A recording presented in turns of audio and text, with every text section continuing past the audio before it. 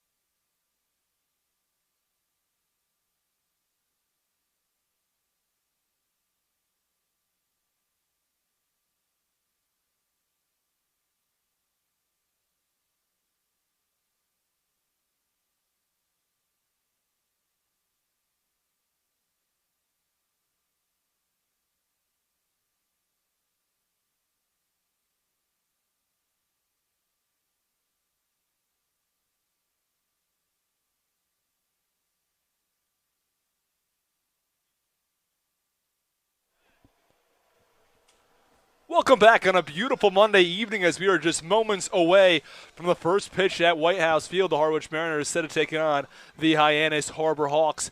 And Thomas, take us around the diamond for the Harwich Mariners this evening. So going around the diamond, starting in the outfield is Nate Eichhoff, and left Gorski out in center. Chris Gallant in right field. At third base is one of the Bulldogs there in Shunk. Turner Morris over at short, and Danny Casals at second with Lipsius over at first, and Mason Meadows, another one of those catchers out of Georgia, doing the catching for Jack Dreyer. And now the starting lineup for the Hyannis Harbor Hawks. Batting first and playing third base is Davis Wenzel. Batting second and playing second base is Braden Como. Batting third and playing left field, Matt Barefoot. The cleanup hitter and doing the catching is Pedro Pages. Batting fifth and the designated hitter is Todd Lott. Batting sixth and playing first base is Brady Lindsley. Batting seventh and playing center field, Tommy Jew. Batting eighth and playing shortstop is Will Holland. And closing out the order and playing right field is Eric Rivera. And now we take a look at the starting pitcher for the Harwich Mariners tonight. It's Jack Dreyer. Yeah, Jack Dreyer is talking, just building off what's in the pregame show, a guy that is making his fifth appearance, his third start on the Cape League season. He's pitched his first start was back in Hyannis back on June 14th, early on in the season. So he's making his, and the last start out, he's excellent against Chatham. He took the notice home, the no decision, a 5-1 loss in Chatham at Veterans Field, but he looked excellent in that game. 5 scoreless innings, gave a 1 run unearned though. 5 hits, 1 walk, and 4 strikeouts. So we'll see how he attacks this dangerous Hyannis Harbor Hawks lineup. And from the right side, Davis Wenzel steps in.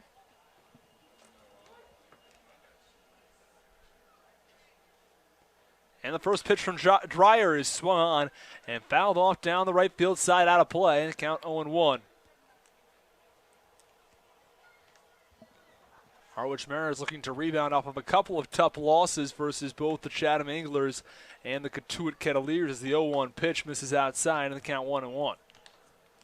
Yeah, so far the Mariners have been playing almost around 500. You know, they might win 2 or 3 in a row, and they might lose. Then the next, lose 2 or 3 in a row. So they're always around 500, which isn't bad either. The 1-1 pitch is cut on, a high fly ball towards deep center field. Gorski heading back, and he makes the catch in front of the track. So 1 away in the top half of the first inning. And especially with the way the bats have been starting to come alive, you just think, if the pitching continues to do what they've done the whole season, the bats start to produce. I mean, the sky is the limit for this team. You could see them, go 8-2 in a 10-game stretch. So, you never know. And once playoffs come around, you can catch fire. It's a whole different season at that time of year as the second hitter, Braden Como, steps into the right-hander's batter's box and takes strike 1. I mean, just think about what Brewster did last year. I mean, they were almost playing every single elimination game, in each series, and they ended up winning that game. So. And the 0-1 pitch, check swing, misses outside, and the count 1-1 strike. Como in the midst of a 10-game hitting streak. And that is not number 1 on the roster, though, as Barefoot, who stands on deck, has him beat as the 1-1 pitch is fouled off down the third base side. Barefoot in the middle of a 13-game hit streak, and he's reached base safely in all 21 games he's played. It's a very strong top of the order for the Harbor Hawks.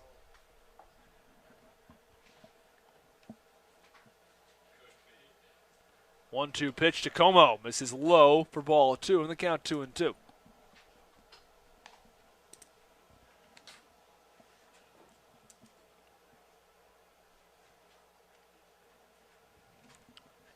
Base path's empty, 1 out. Top of the first inning in a scoreless game. The 2-2 pitch to Como. Cut on and fouled off over towards the Harbor Hawks dugout. Count remains 2 strikes. And what's really hurt the Harbor Hawks this season has been the pitching. They have allowed 119 runs, which is the second most in the Cape Cod League, only to the Brewster Whitecaps. 2-2 offering. Breaking ball in there for strike 3. Dreyer strikes out Braden Como. And they're 2 away in the top of the first. And just unfortunately, the Mariners have been able to hit against this Hyannis pitching. So far, 0-3 against the Harbor Hawks coming into this game, and look to change things here as Hyannis now leads the West Division. As you're talking about earlier last game, the Mariners have had trouble versus teams that are really good as the three-hitter Matthew Barefoot steps into the right-hander's batter's box. First pitch to Barefoot, misses low in the dirt with a fastball. And we say that as the number one team in the East Division and the number 2 or 3 team, Chatham, depending on which way you want to cut it, as to where they stand in comparison to the Mariners. They're basically tied for second. The Mariners are 0-6 against those teams, and if you add Hyannis into the equation, who's second in the West, they're 0-9 as the 1-0 pitch clips the outside corner and count 1-1. So again, they've struggled against the teams that are really strong, but when you look at the teams that have struggled this season, whether it be the Brewster Whitecaps or the Orleans Firebirds, they've done quite well as the 1-1 pitch misses low in the dirt, count 2-1. They're 5-0 against those two teams. So they've found ways to get wins against the teams they should be beating, but when it comes to the teams that are tougher to beat, they've had a tough time this year. 2-1 delivery, cut on a line down the left field line, foul, and the count 2-2. Think about the games against Orleans too. I mean, one of them was a walk-off home run by Galland, and then another one of them was the Danny Casals go-ahead 2-run home run in extra innings. So they've been able to put together some heroic efforts there. 2-2 delivery to Barefoot is swung on and fouled off down the right field line, and the count remains 2 balls and 2 strikes on the right-handed hitter.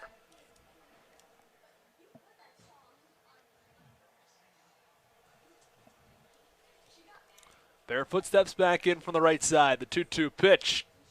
Breaking ball cut on a high pop up into shallow right field. Charging in is Galland. It's going to drop for a base hit. A Texas leaguer out in right field as it splits the second baseman Casals and the right fielder Galland. There's a runner on first with 2 outs. That was just a high pop up, and it might have been caught by the wind too. It's blowing in just a bit, and it just drops right in between the second baseman Casals and the right fielder Galland. It's a tough play for both of them because it's always tough for a second baseman to go back towards that ball. And then it's equally hard enough for a short fly ball in for a right fielder. And stepping in from the right side is Pedro Pages. Cleanup hitter in this evening's game. Has 3 home runs on the season.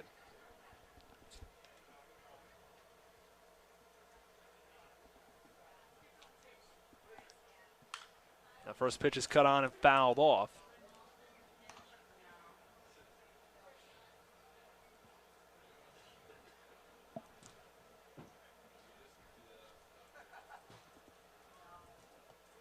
Pages steps back in from the right side.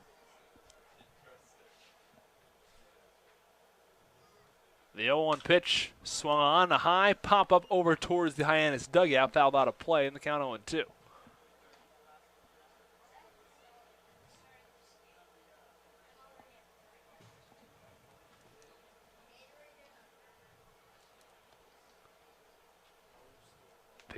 Pages digs his back foot in back on the right side. 0-2 pitch swung on. A high chopper down the third base line. Foul. Shunk picks it up to the foul side of third base. Runner on first base, 2 outs. Top of the first inning in a scoreless ball game.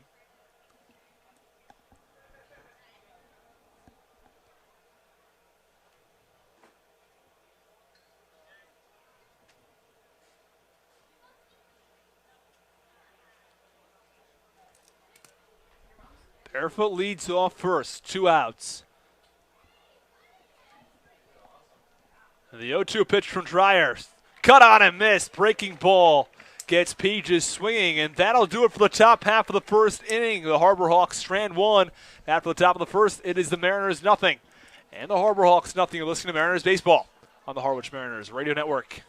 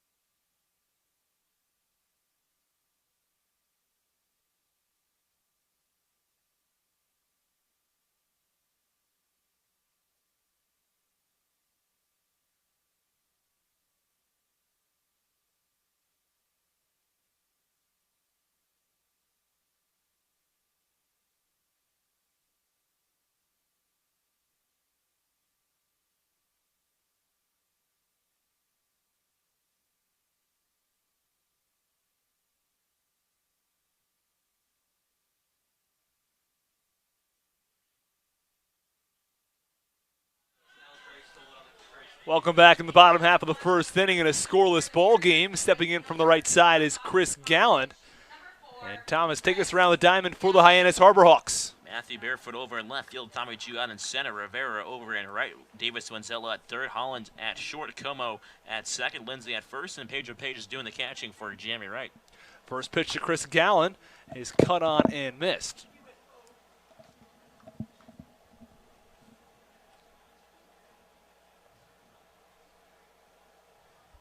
Galland steps back in from the right side. The 0-1 pitch cut on, a high pop-up down the first base line, and it's going to fall for a base hit. It's a Texas leaguer down the right field side. We talked about one back in the top half of the first inning, and Galland gets his own to lead things off in the bottom of the first. Yeah, again, just the wind is blowing just a bit in, I believe, so it's just holding the balls for just a bit longer. And it's just another two back-to-back perfectly placed fly balls out towards right field. Not much better you can get than that. And Gorski now steps in from the right side. First pitch from Randolph. This is low and in the dirt, and the count 1-0. And just if you weren't sure, term Texas leaguer is just another term for a bloop hit. Originates back when a player in a Texas league had about 4 or 5 bloop hits in a row to start off his career, and he was then named the Texas Leaguer. So Galland leads off first base. Gorski in the right-hander's batter's box. The 1-0 offering. This is upstairs in the count, 2 balls and no strikes. Tonight's starting lineup for the Harwich Mariners, batting first and playing right field, Chris Galland. Batting second and playing center, Matt Gorski. Batting third and playing third base, Aaron Shunk. The cleanup hitter playing first base, Andre Lipsius. Batting fifth and playing second is Danny Casals. Batting sixth and playing shortstop, Tanner Morris. Batting seventh and playing left field is Nate Eichhoff. As Randolph tosses over to first base. Diving back in safely is Galland. 8-hitter is Mason Meadows. He's doing the catching tonight. And closing out the order, the designated hitter, Gabe Rivera. The 2-0 pitch. Fastball misses upstairs in the count, 3 balls and no strikes on Gorski. Randolph has had a couple of appearances against the Harwich Mariners this season. He's done quite well. 6 2/3 innings of work. Has not allowed an earned run. 3-0 pitch. Runs upstairs and inside on Gorski. It's a 4-pitch walk. The tall right-handed hitter out of Indiana. There's the runners on first and second with nobody out in the bottom of the first. Yeah, back in his last start against Harwich, he walked 2 Mariners over 4 2/3 with 5 punch-outs. He's a guy that has 4 walks in 16 innings pitched, and 2 of those walks have come against Harwich. The other 2 came against Brewster and his other start. And the 3-hitter for the Harwich Mariners, Aaron Shunk, digs in from the right side. Gorski off of first, Galland off second. No outs, bottom of the first inning in a scoreless game as the first pitch is a breaking ball that misses just off the outside corner. You could tell Randolph wanted that pitch, and especially in a situation where he has had trouble finding the zone over the first couple of batters, and he wants to start off with a strike. But he does not get the benefit of the doubt from the home plate umpire, Bill Pompa. 1-0 pitch. Fastball, that one's in there for strike 1. Especially watch that first pitch strike, especially against a guy who's as dangerous as Aaron Shunk is. Aaron Shunk in the midst of a 10-game hit streak, a 9-game RBI streak. He's only played in 10 games so far on Cape Cod, so it's a hit in every game, and RBI in every game but his first one is the 1-1 pitch is a breaking ball low in the dirt, and the count 2 balls and 1 strike on the right-handed hitter. That was a high-powered offense down in Georgia. You know, Keegan McGovern, a guy who was an All-American down there. Georgia played on for the Orleans just a few years ago, 2 years ago.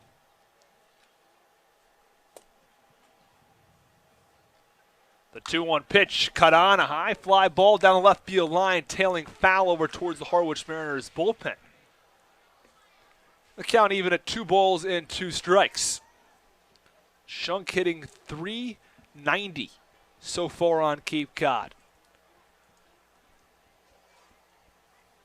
While he does not yet register for batting average, or the top batting average on Cape Cod, he would be second only to Shenton Austin Shenton playing for the Wareham Gatemen. And the 2-2 pitch, cut on and miss. Fastball as Shunk goes down swinging. And there's one away in the bottom half of the first inning, and it's a big out for Jeremy Randolph. Well, it's definitely a big out for him.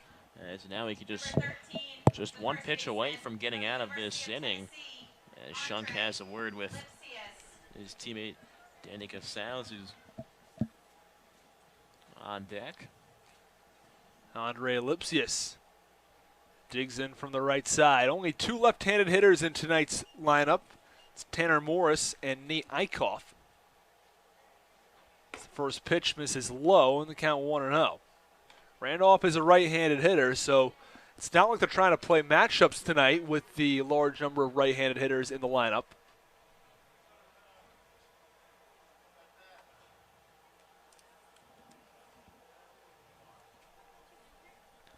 Gallen off of second base, Gorski off of first with one out in the bottom of the first inning. 1-0 pitch. Fastball in there for strike one. Count 1 ball and 1 strike.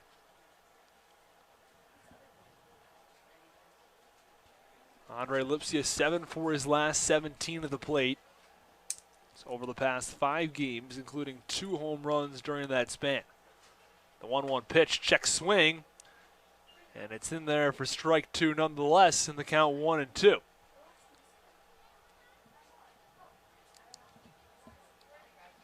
It's a big RBI spot right now. If the Mariners, again, just scratching across that first run could go a long way for them to secure a victory, and they haven't been able to do it the last 2 games.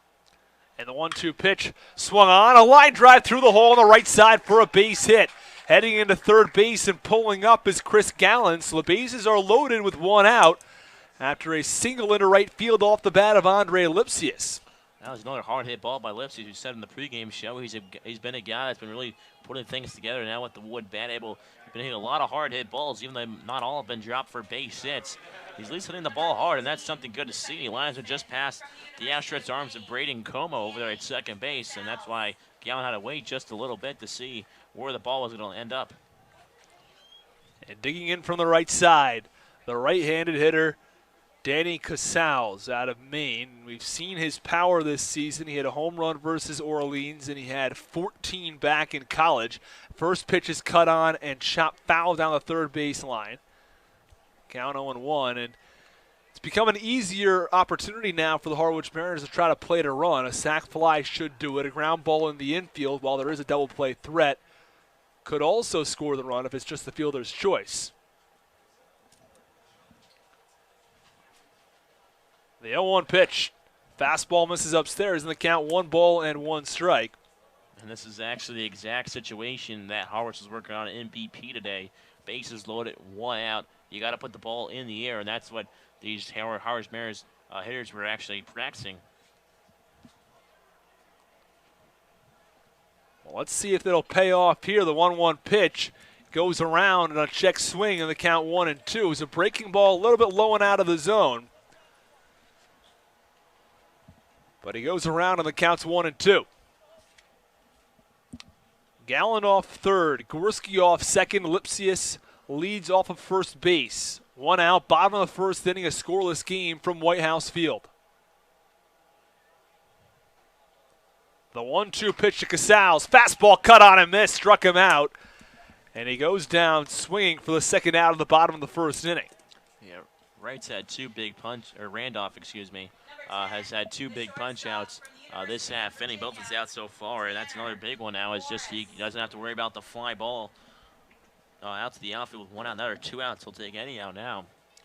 And Tanner Morris was in the midst of a 17-game on-base streak. He's reached base safely in every single one of those games.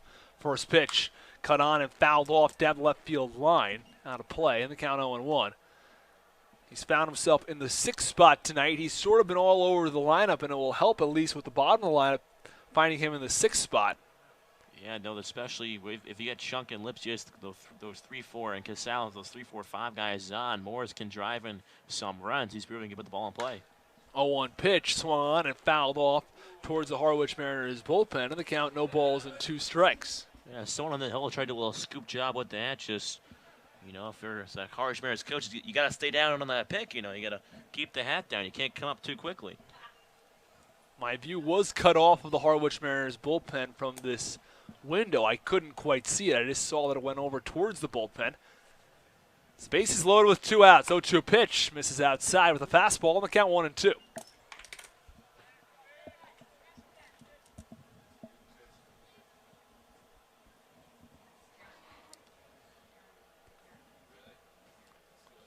Randolph gets the sign from Pages. Bases loaded with 2 outs. Mariners looking to drive a couple of runs in. The 1-2 pitch. Fastball misses outside and the count 2-2.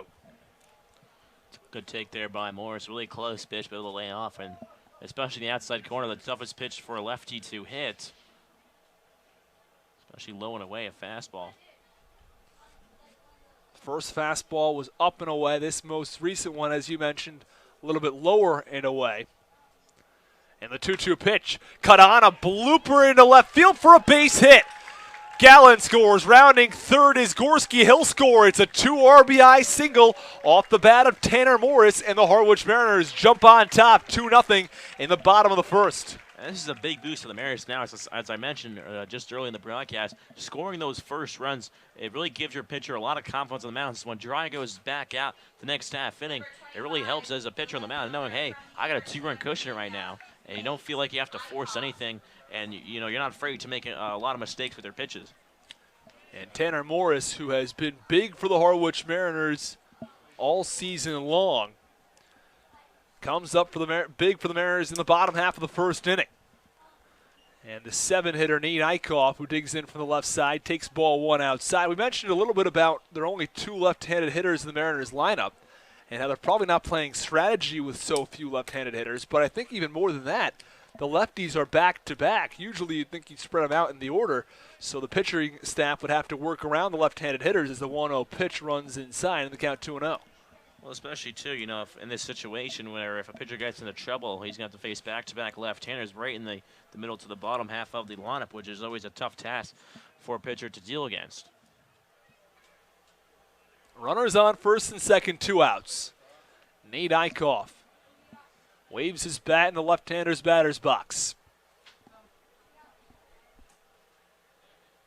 The 2-0 pitch. Breaking ball runs low, and the count 3 balls and no strikes. Eichhoff restraps the batting gloves. Steps out of the box, now back in. Morris off of first. Lipsius off second. Mariners already on top 2-0 in the bottom of the first. 3-0 pitch.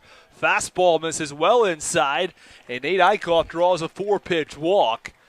And Jeremy Randolph sees his pitch count start to rise in the first inning. Already 28 pitches thrown from the right-hander. Again, he's not a guy that's going to walk a lot of hitters. Again, only 4 walks on the season coming in, and 2 of them back in his second start against Harwich, and now 2 of them tonight as well. He's already walked 2 hitters in the first inning as the pitching coach Ron Polk will come out and talk to his right-hander. The entire bullpen has joined him for this meeting. Just to recap what's happened, it was a bloop single to right field to start things off for Chris Galland. Then Matt Gorski followed him up with a walk. Runners on first and second with no outs. Then Aaron Shunk struck out. Andre Lipsius hit a single to right field. The bases were loaded with 2 outs after Casals struck out. And Tanner Morris had a 2 RBI single to give the Mariners a 2-0 lead. And then Nate Eichhoff just had a 4-pitch walk. So the bases are loaded once again. Mason Meadows, the 8-hitter in the Mariners order, steps in from the right side. So it's Lipsius off of first. Lipsius off of third as the first pitch misses low for ball 1. Morris off of second and Eichhoff off of first. As Meadows looks to extend the 2-run lead for the Harwich Mariners. Pitch number 30 of the inning from Randolph is cut on, high pop up into shallow right field. Coming on is Rivera, and he makes the catch for the final out of the inning. The Mariners score 2 and strand 3 at the end of one inning of play. It's the Mariners 2 and the Harbor Hawks nothing. You're listening to Mariners Baseball on the Harwich Mariners Radio Network.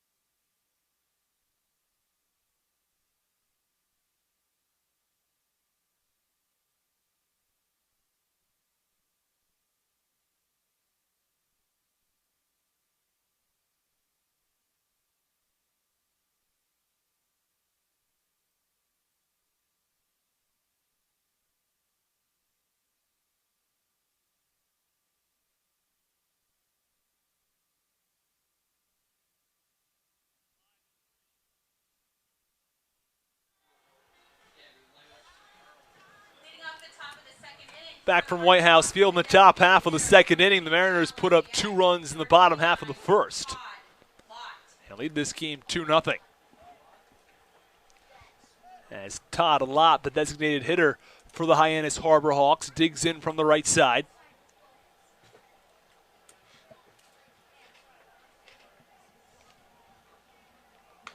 First pitch, fastball right down the middle, and the count 0-1. A lot of players his college ball at University of Louisiana Lafayette, one of the raging Cajuns down there. You can see he's wearing his red and white batting gloves with a kind of a reddish bat. 0-1 pitch. Breaking ball misses outside, and the count 1-1 strike to the right-handed hitter.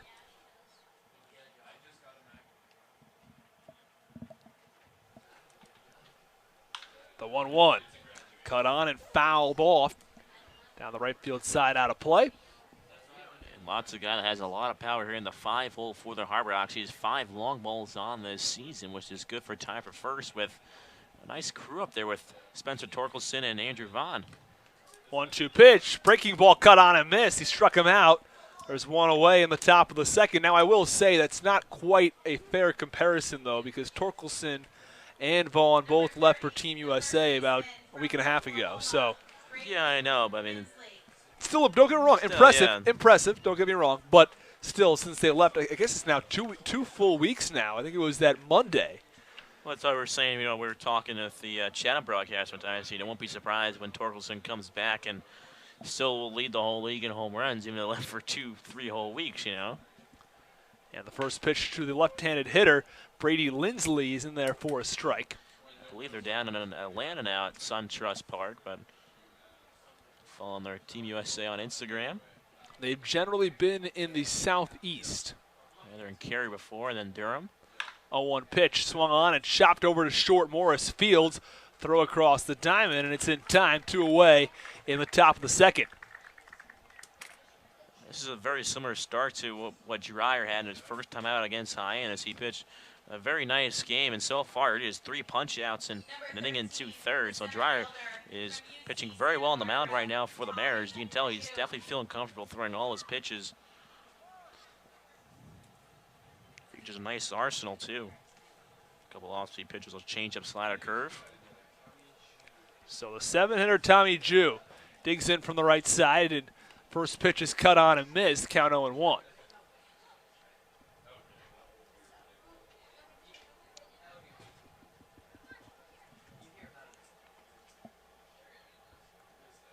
And And the 0-1 pitch from Dreyer. Fastball misses upstairs to the right-handed hitter. Especially as a lefty facing a righty, that slider will come in right in on the hand. So if you can really tie up a right-handed hitter. A 1-1 pitch. Swung on, a chopper over to second base. Casals fields. He'll toss over to first, and that'll do it for the top half of the second inning. Dreyer works a 1-2-3 inning, and after an inning and a half, it's the Mariners 2 and the Harbor Hawks nothing. You're listening to Mariners Baseball on the Harwich Mariners Radio Network.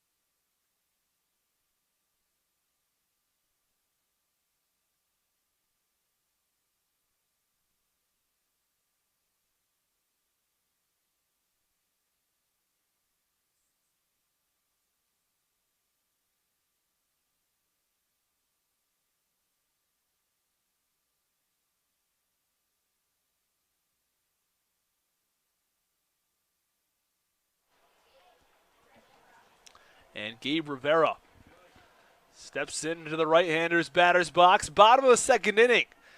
And a 2-0 Harwich Mariners lead from White House Field. We thank you for joining us on this beautiful Monday evening as the first pitch is fastball cut on and fouled off, and the count 0-1. Blue skies, not a single cloud visible from our press box. The last 2 days on the Cape have been picturesque for sure. It's been perfect weather to do anything. Whether you want to go to the beach, go watch a ball game, go play some golf. I mean, it's been unreal. And the 0-1 pitch swung on and deflected foul off the catcher Page's glove, and the count 0-2. Tomorrow it is supposed to be very warm, 81 degrees is the high. It's better than down south. That's just about a couple of hours towards New York City. It's 93 over there as the 0-2 pitch is cut on and fouled off, and the count remains 0-2. Have New York as one of my other weather icons on my phone, and I originally looked there, I said, 93, and then I said, oh, that's New York. Still warm here in Cape Cod, but generally it stays in that 70 to 80 range, which is pretty nice. The 0-2 pitch to Rivera. Cut on and missed. It was in the dirt, though, so fielding it as Pages, he'll toss over to first, and there's one away.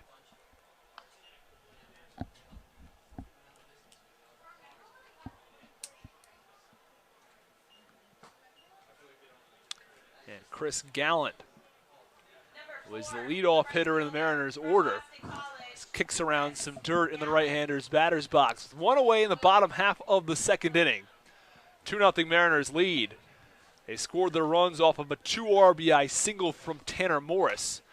As the first pitch is a fastball that runs upstairs for ball one. Yeah, Coach Anger does a nice job moving the lineup card around, putting different guys in different positions in the lineup, setting them up for success, and he did that exactly for Morris. And the 1-0 pitch swung on and fouled off. Count 1-1.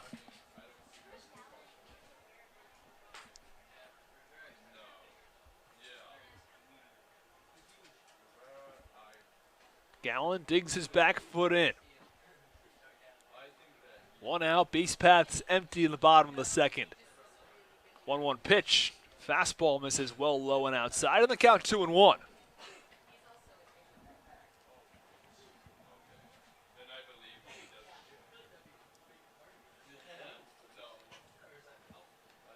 The 2-1.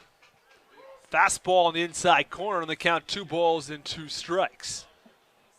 Down to come into this game is an average of 226. He's kind of struggled a bit over the last week or so. With the base hit back in the first, though, it's up to 237 as the 2-2 pitch. Fastball with the letters in there for strike 3. Gallen not too pleased about that one. Looked a little bit high, but he's called out on strikes by the home plate umpire, Bill Pompa. So 2 away in the bottom half of the second inning. And Randolph works a couple of strikeouts to start things off in the bottom half of the second inning. And that's going to be good for his pitch count after he worked a 30-pitch first inning. And now Matt Gorski stands in from the right side and takes a breaking ball for strike 1.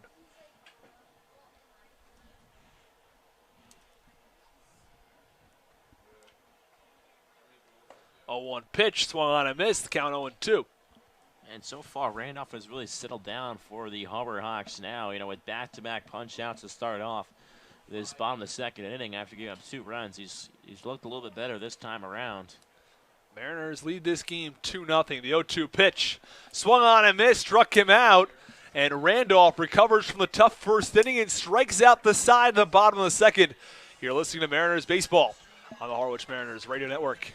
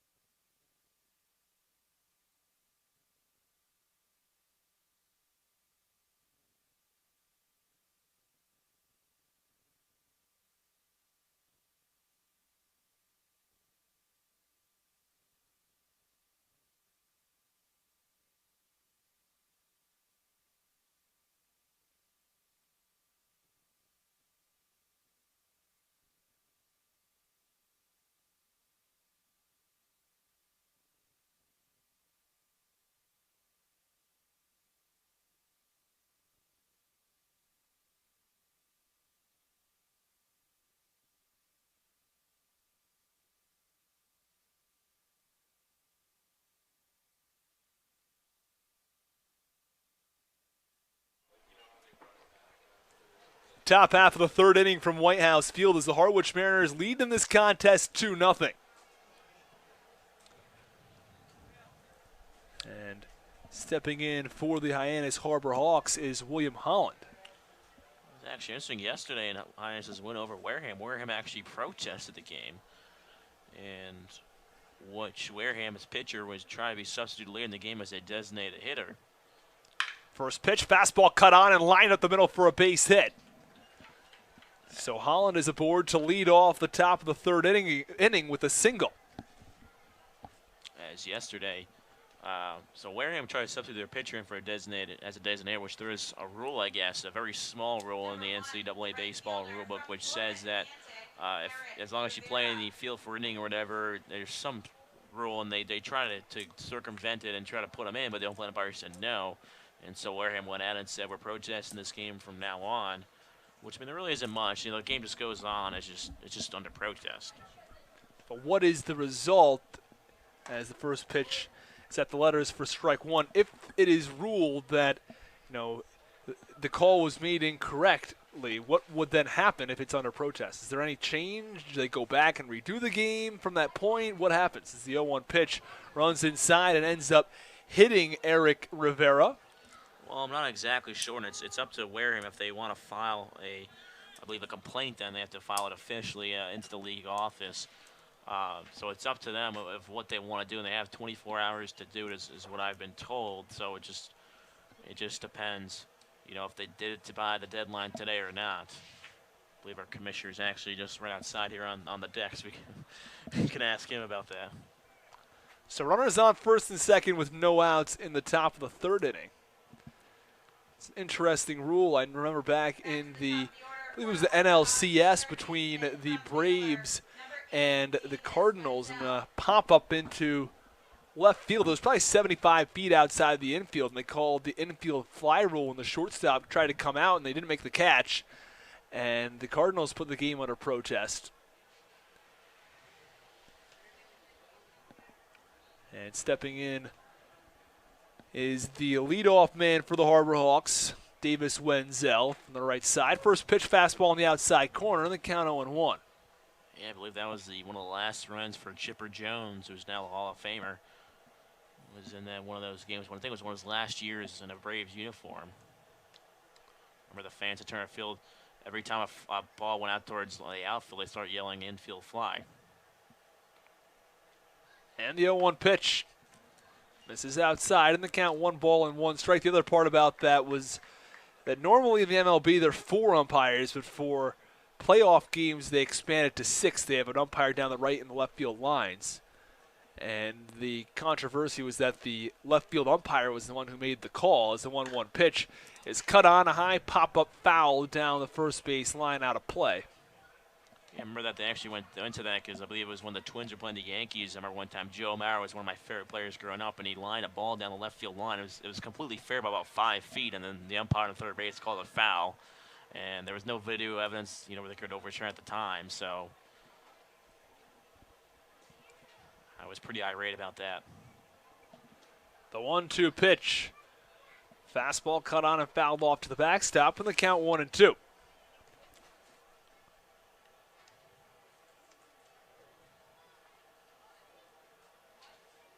That's why as a catcher growing up, I always loved being around the Cape, watching these catchers really go to work.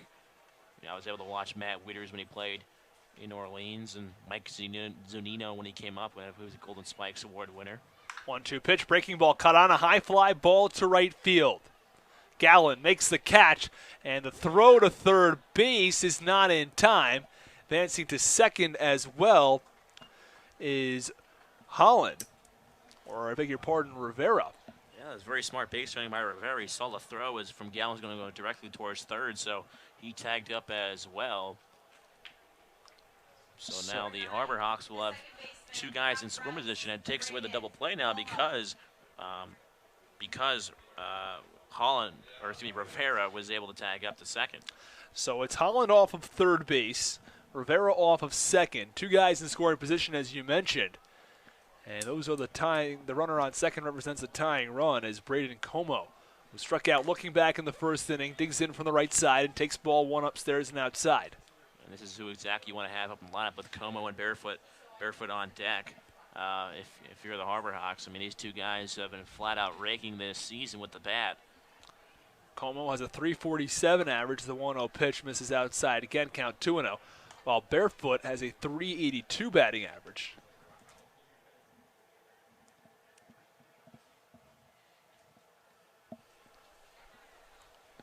(2-0) Mariners lead in the top of the third inning. 1 out.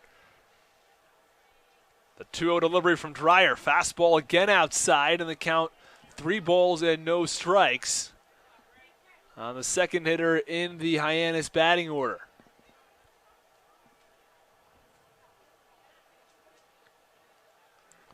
Now the 3-0.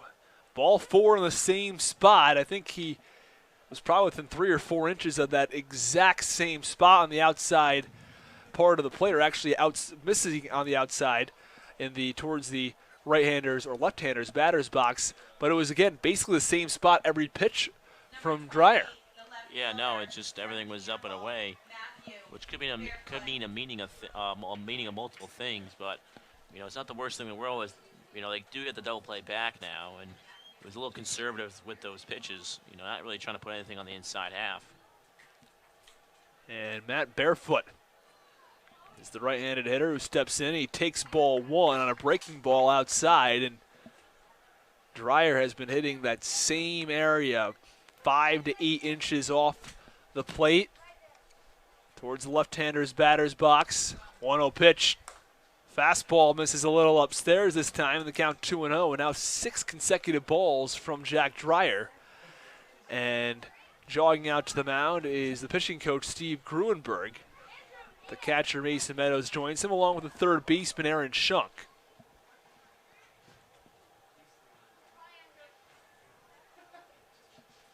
Bases loaded, 1 out, top of the third inning in a 2-0 Mariners lead. But the Harbor Hawks are threatening right now. Yeah, this is big here. If Gerard can work his way out of this jam and not give up a run, it could give him even more confidence knowing that he can get out of a jam. And that's what Buckner, who pitched yesterday, has been able to do this whole season. He's been pitching himself into jams and was able to work them out. And he excelled yesterday, and Gerard looking to do the same here. Well, the quick conversation has adjourned. If you're a Dreyer, you want to throw at least a ground ball here and try to turn 2. If you're barefoot, that's the worst thing that you could do in the world is hit it on the ground unless you can find one of the holes. And we'll definitely want to elevate it here. 2-0 pitch, misses well outside. And now he falls behind 3 balls and no strikes on barefoot. I think if you're Dreyer, throw it down the middle of the plate. I don't think barefoot is going to be doing anything here. I know he's a power bat. As a 3-0 pitch, fastball right down the middle for strike 1. And I think that's the right move for Dreyer. Just attack the zone right now. He walked the last batter. He needs to get his confidence back, throw some strikes. And the 3-1 pitch swung on and fouled off down the right field side. That pitch may have been an inch or 2 off the outside corner, but barefoot decided to protect the plate. And the count runs full on the right-handed hitter. Dreyer has thrown 45 pitches tonight, 29 strikes, 16 balls. Up until the last 2 batters, it was outstanding command. The 3-2 pitch misses upstairs, and he walks barefoot, but more importantly, he walks in a run. As Will Holland will score, and the deficit for the Hyannis Harbor Hawks is cut to 1. And Pedro Pages now digs in for the right side. And, you know, I think things could have gone worse. It could be a 4-pitch walk, and you could be very concerned about the command from Dreyer. Now, he was able to throw a couple of strikes. You know, you don't want to just take too many silver linings here, but I think that it is important that he's found his command going into now the 4 and 5 guys in this Hyannis order. He's gotten through the worst of it, which is Como and Barefoot.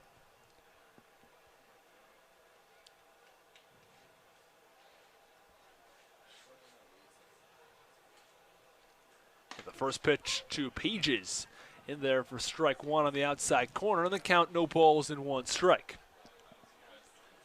It's Pages followed by Lott. Pages got himself acclimated to the game. He's got a Barnstable wood bat there. 0-1 pitch, breaking ball cut on, a high fly ball to left field, headed back towards the track now is the center fielder Gorski, and he can't hang on to it. It was in his glove and then out, and it's going to be everybody safe. It's going to be an E8, an error on Gorski. He got to the ball out there in left center, and then it went in and out of his glove. It initially looked like Eichhoff maybe headed over to that ball, but he gave way to Gorski. Yeah, it might have been the shadows out on left center field as right when he caught the ball was right between the shade and the sun. So maybe the last second he also didn't look it in. Maybe trying to throw the ball in, and so he was more worried about throwing the ball in than catching the ball, and unfortunately just dropped out of his mitt. And everybody's safe. It's a 2-2 ball game as 1 run came in as a result of the error. Everybody else was tagging, so they were held close to the base. So they're not able to send the runner from second, who was Como, home on that play as the first pitch is cut on and fouled off by Lott. And the count 0-1.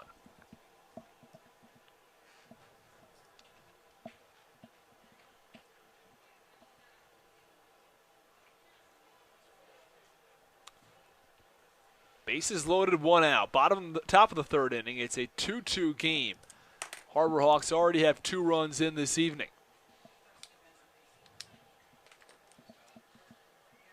The 0-1 pitch, breaking ball misses low, and the count 1 ball and 1 strike.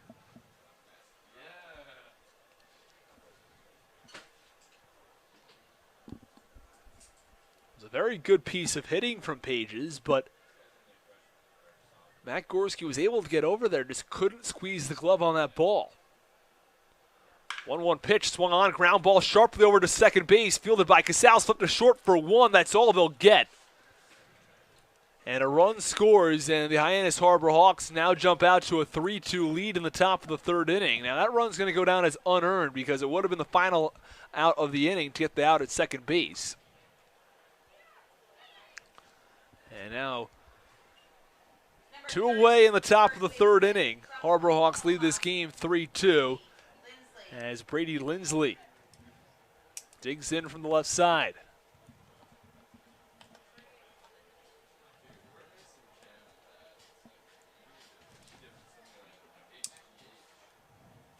Runners on first and third, 2 outs. First pitch cut on and popped up foul out of play over the Harwich Mariners dugout. The count 0-1. It's been a nice response from, if you're Hyannis, you know, after getting up 2 runs in the first, you get 2 runs right back here in the third inning, and now it's basically a new ball game, except Hyannis can strike for more and maybe even take this lead. And the 0-1 pitch, breaking ball in the inside corner, runner going, and now they got the runner in the rundown.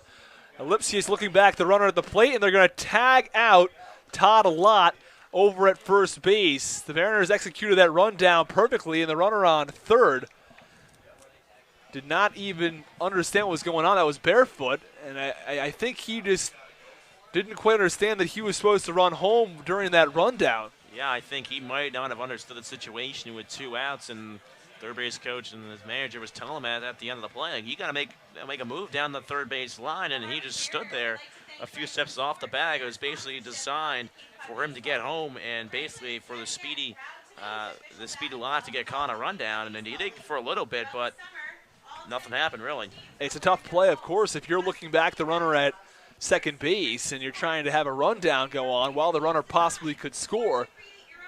It's an awfully tough situation for the fielders, but after a base running error from Matt Barefoot, the game remains 3-2 at the end of 2.5 innings of play. You're listening to Mariners Baseball on the Harwich Mariners Radio Network.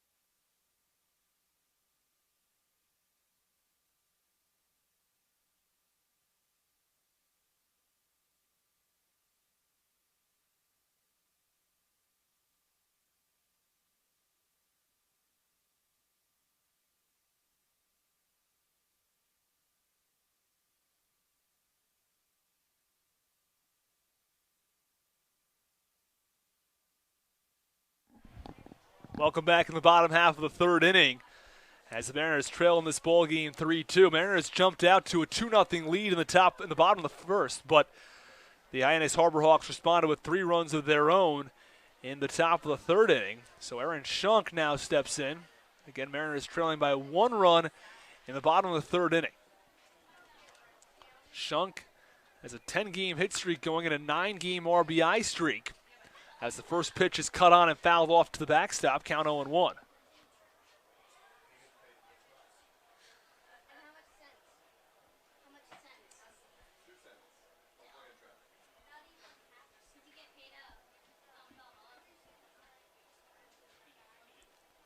The 0-1 delivery, swung on, a high fly ball in a shallow center field. Jew coming in, and he makes the catch.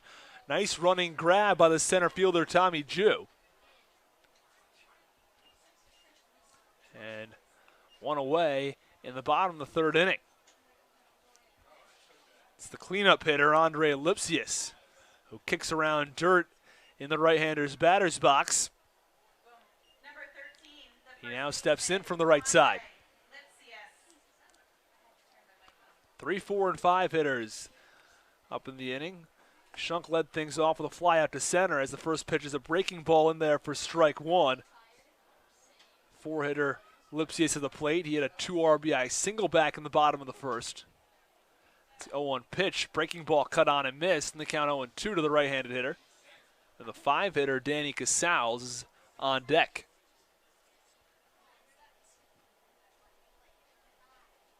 The 0-2 pitch. Breaking ball cut on and missed in the dirt. And the catcher, Pages, throws down to first base, and he overthrows the first baseman, Lindsay. Advancing to second is Lipsius. He's headed around second into third base. He'll pull on the brakes there. And the catcher, Pages, makes a terrible mistake on a strikeout in the dirt, overthrowing the first baseman, Lindsley. There was no backup. Rivera had to sprint all the way over towards the Hyannis bullpen, which is where that ball ended up, and then make the throw back into the infield. And meanwhile, Lipsius advances to third base.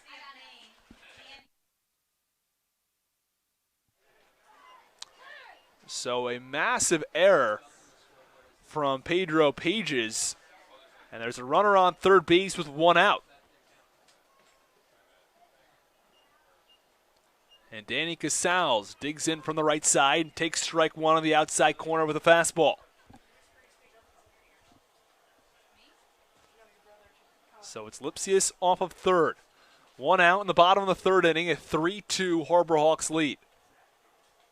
The 0-1 pitch, breaking ball cut on and missed, and the count 0-2.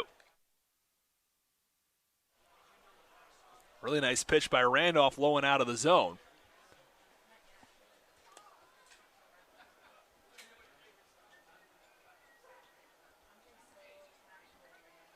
The 0-2 delivery. Check swing. It's on the outside corner for strike 3. Casals cannot believe the call from Bill Pompa. He thought it was low and outside, and I tend to agree with him on that call. It looked a bit outside, but he's rung up by Pompa nonetheless. They're 2 away in the bottom half of the third inning.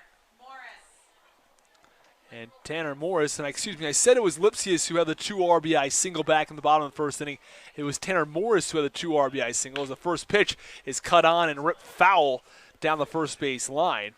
It was a bloop single over the head of the shortstop, Will Holland.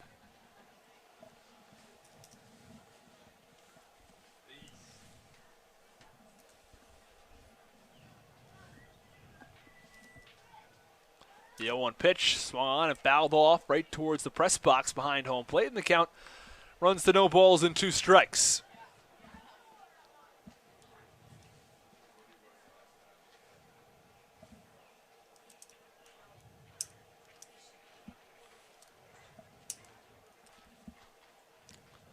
It's an opportunity for the pitcher Randolph to have 3 strikeouts in this inning as the 0-2 pitch misses outside, and the count 1-2. He did not, of course, strike out the side. The first batter, Shunk, flew out to center field, but he had a strikeout to Andre Lipsius after the overthrow by the catcher. Allowed an advance all the way to third base. The 1-2 pitch swung on, line drive up the middle for a base hit. RBI number 3 of the evening from Tanner Morris. And the Harwich Mariners tie the game at 3 in the bottom half of the third. Yeah, Tanner Morris is really coming in clutch again with an RBI single. I was going to say it would have been interesting if Randolph would have had 4 punch-outs and 3 outs, because you've seen that before where a guy advances on just. And we saw it last year here with Agnos. Yeah. It's only happened just over 80 times in Major League Baseball. It's more rare than a no-hitter. It's one of the rare things that occurs in baseball. Not quite as rare as the unassisted triple play or the perfect game, as the first pitch is cut on and missed on a fastball by Nate Eichhoff, the 7-hitter.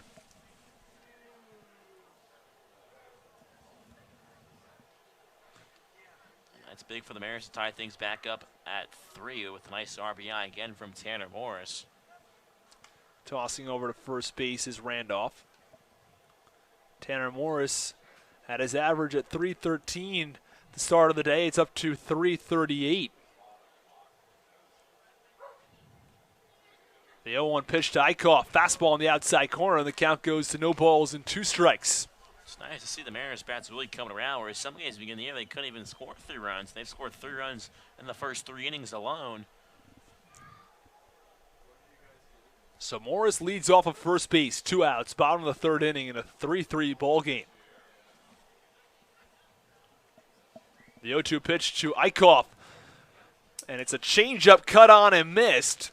He was way out ahead of that ball, and at the end of 3 innings of play, it is a 3-3 game from White House Field. You're listening to Mariners Baseball on the Harwich Mariners Radio Network.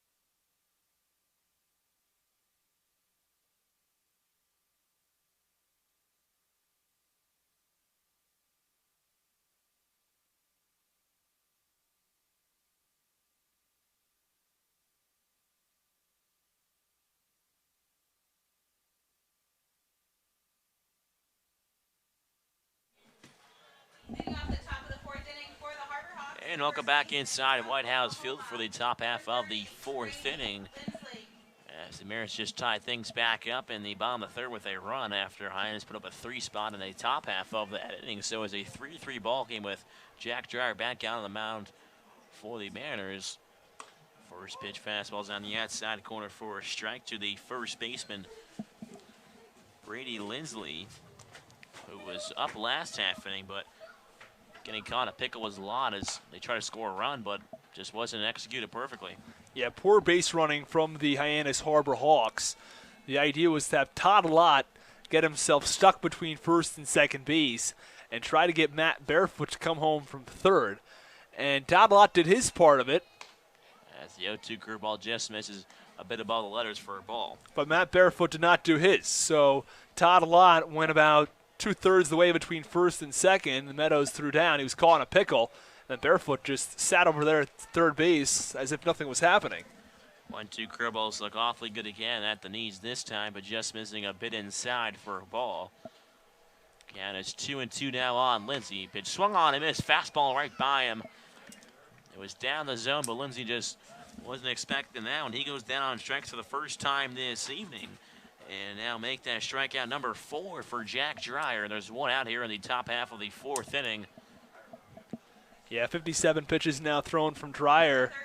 And if he's on the 85-pitch pitch count, which we've referenced quite a few times here on Cape Cod, you'd have to think that he's got a shot at going 5 innings this evening.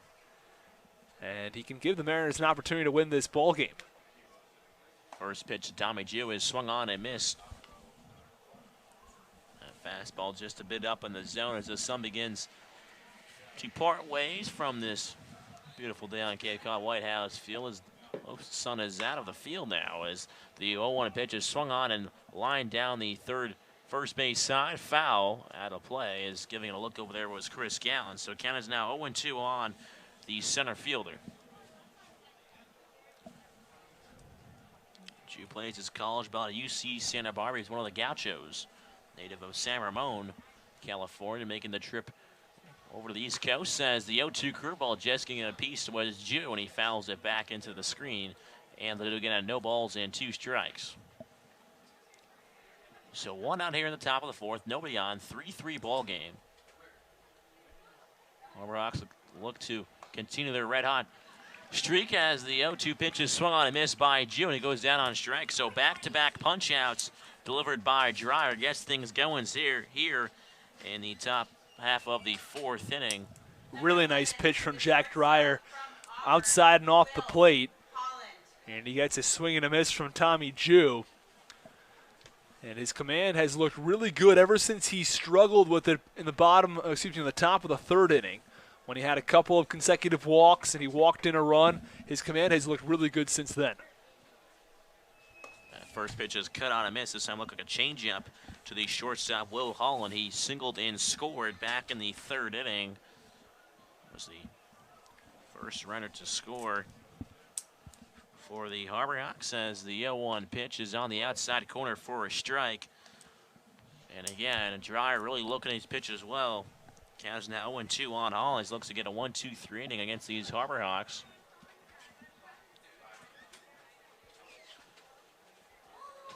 Gets his sign. The 0-2 pitch from the windup. Curveball's cut on and missed.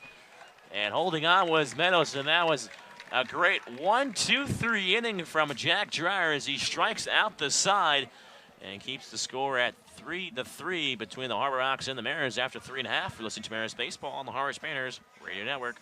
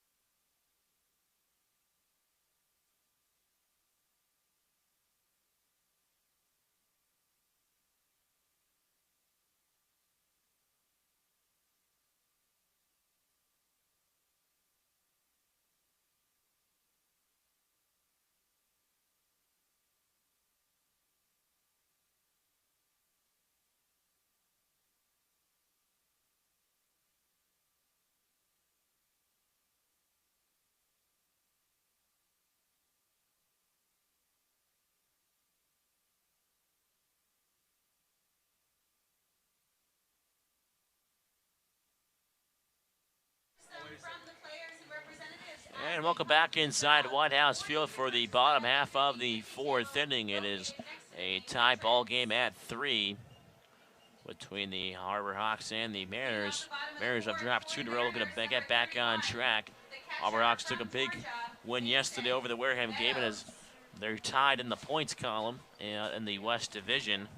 And getting things started for the Mariners here in the bottom of the fourth is the catcher Mason Meadows. He flew out back in the first inning, and the first pitch fastball runs just a bit low and outside for a ball. And you mentioned the standings in the East Division. The Yarmouth Dennis Red Sox are in first place, 30 points, 13, 7, and 4. Harwich Mariners, as the 1-0 sliders in there for a strike, are technically in second place for the meantime. They have 11 wins, 12 losses, and 1 tie. They have 23 points. Chatham's got 22 in third. The difference is Chatham has 2 games at hand on the Harwich Mariners, so they can win those games or at least get a tie. They'll be ahead of the Mariners.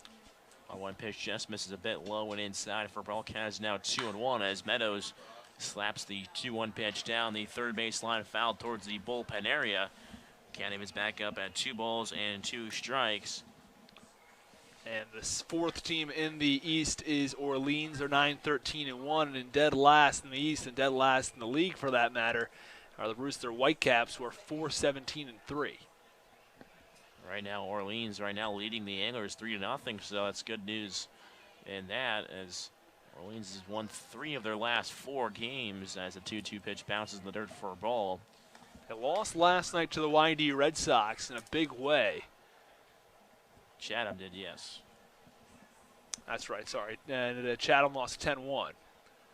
That's Orleans had a comeback win over Brewster 9-8. 3-2 pitch on the inside half, and down goes Mason Meadows. You can't believe it. There is 1 out here in the bottom half of the fourth inning, nobody on. Look around the Cape Cod Baseball League. We have 1 game final. The Falmouth Commodores beat the Yarmouth Dennis Red Sox 6-3. Bourne Braves on top of the Cotuit Kettleers 4-3 in the top of the 5th inning. The Wareham Gatemen blanking the Brewster Whitecaps 1-0 in the bottom of the 4th. And in the top of the 3rd inning, Orleans also shutting out the Anglers 3-0, only the bottom of the third inning from Veterans Field. First pitch is low and outside of Rivera. He takes a big swing at the 1-0, but just fouls tip it off the catcher Page's men as the count evens back up at 1 ball and 1 strike on the number 9 hitter. So nobody on with 1 out. Wood blowing out towards left center field as Harwich is back-to-back home games, so they're wearing their home cream uniforms. 1-1 pitch bounce in the dirt as it looks like it might hit Page's. Will just shake it off, runs out to the ball as Oakland umpire Bill Papa will throw out a new one. So and while Randolph has run into trouble this evening in terms of having allowed 3 runs, he's allowed 4 hits, walked a couple of batters. The stat that is popping out is his 9 strikeouts in the top of the 4th inning. Only 8 of those have actually been for outs, as there was the one in which Lipsius was able to reach third base last inning. But generally, whether it's 8 or 9 strikeouts, whatever you want to call it, it's outstanding. He's only recorded 10 total outs. 2-1 fastballs on the outer half of the plate. 4 strike counters, 2-2 on Rivera. The pitch, check swing, pitch down below the knees for a ball. Rivera able to lay off as first base umpire Bob Garner says he did not go to round, so count runs full. And Randolph's been a guy that so far this year has 22 punch outs and 16 inning pitch. I said coming to the game he was good for 5th in the league in punch outs, and he's flexing tonight as just like that a 3-2 pitch is lined right back at the pitcher and making an outstanding play on the mound. Just held his mitt there was the pitcher Randolph, and it fell right into his mitt. And sometimes those comebackers, you just put your mitt right in the best possible spot, and that's exactly what happened there. Yeah, just good reflexes from Randolph. I recall a time when I was back in Little League pitching, and I was on the mound, and pitch was a comebacker right to me. I had my glove right next to my side, didn't even move it, went right in. So I was quite happy with that catcher. I was like, oh, how did you do that? And I was just like, it just sort of happened. First pitch is in there for a strike against the leadoff man Chris Gallons. Baseball is a sport of hand-eye coordination. As the 0-1 curveball is right down the middle. 4 strike count is now 0-2 on leadoff man Gallon. He is 1 for 2 this evening with a single and a run. And he struck out back in the 2nd inning. Looks to try to get things started from there here with 2 outs in the inning as the 0-2 slider just misses a bit low and outside as the second baseman Como was ready to run in for the inning there, but not so fast as the home plate umpire Bill Papa. Yeah, pitch looked awfully good. A little bit low, below the knees, but it was quite close. Randolph comes set, fires. The 1-2 pitch is reached over by Gallon. Back on to first after it reached Randolph. It flips over to first, and the Mariners are retired in this half inning. So 1-2-3 inning from Jeremy Randolph, and after 4 innings, it is a 3-3 ball game. You're listening to Mariners Baseball on the Harwich Mariners Radio Network.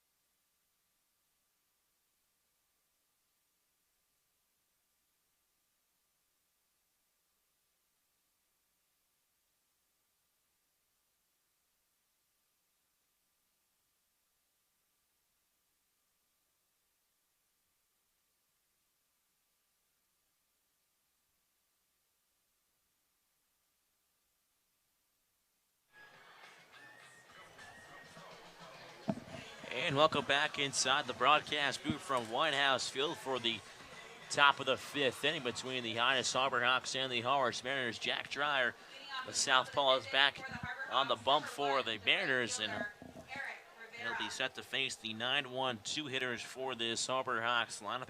Rivera, the right fielder, will dig in from the right side. Rivera wearing the number 1 jersey for the Hawks this season takes a first pitch fastball at the knees for a strike. Hawks wearing their red, orange, blue, and uniforms with white pants. Rivera swings the bat around at the top of the stance, and the 0-1 pitch just misses down the zone for ball. Candidate's back up now on a 1 ball and a 1 strike. 1-1 pitch is swung on and foul out of play. 67 pitches thrown on the night from Jack Dreyer. He's approaching that 85 pitch count. So if he could get a quick inning here, there's no one warming up in the Mariners bullpen right now. So if he could get maybe a really quick inning here, there's a shot that could put him back out for the 6th. The 1-2 pitch, Rivera, curveball is swung on, and just out ahead of that one with Rivera, he chops it down the first base line toward the coach's box down there. And they'll do it again at 1 ball and 2 strikes. He struck out the side in the top of the 4th inning.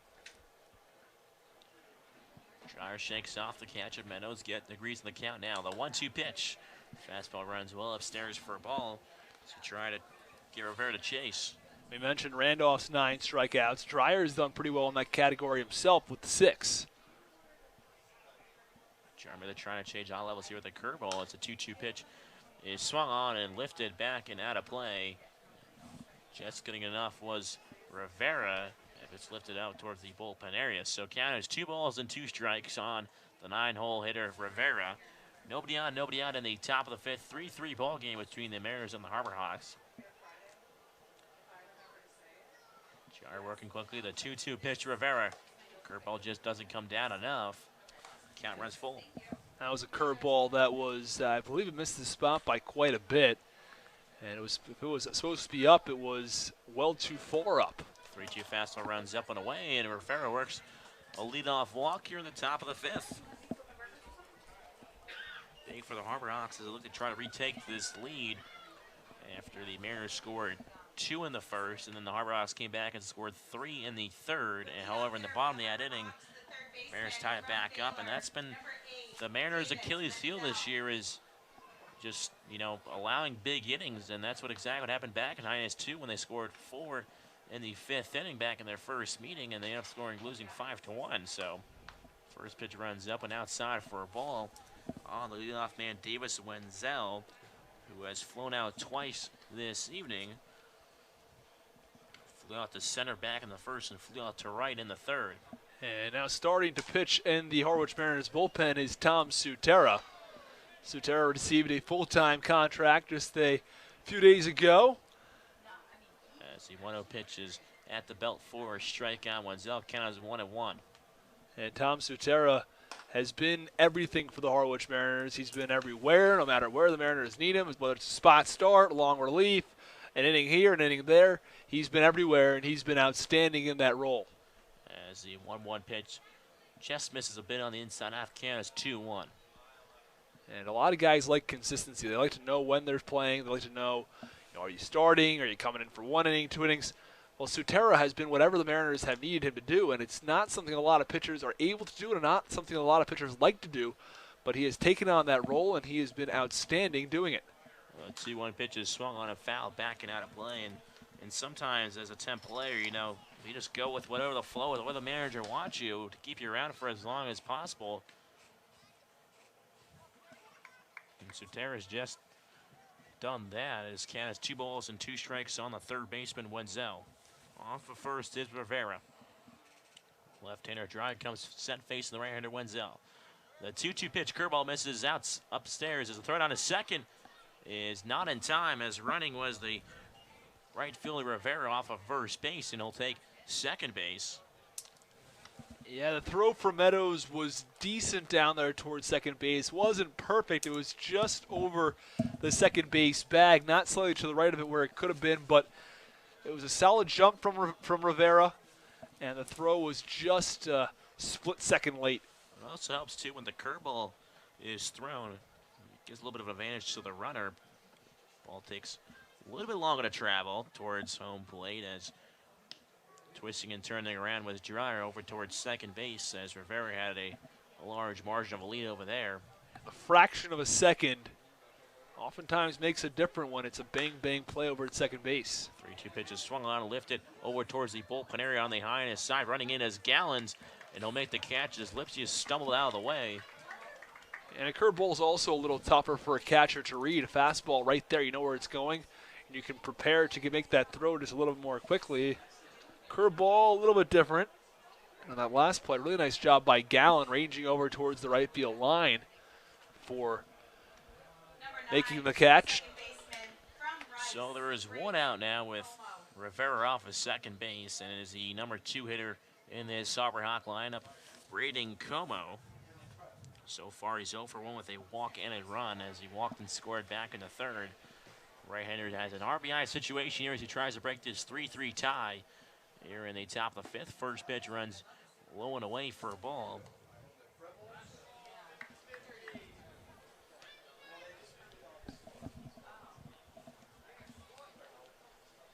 Jar shakes off. Meadows comes set now.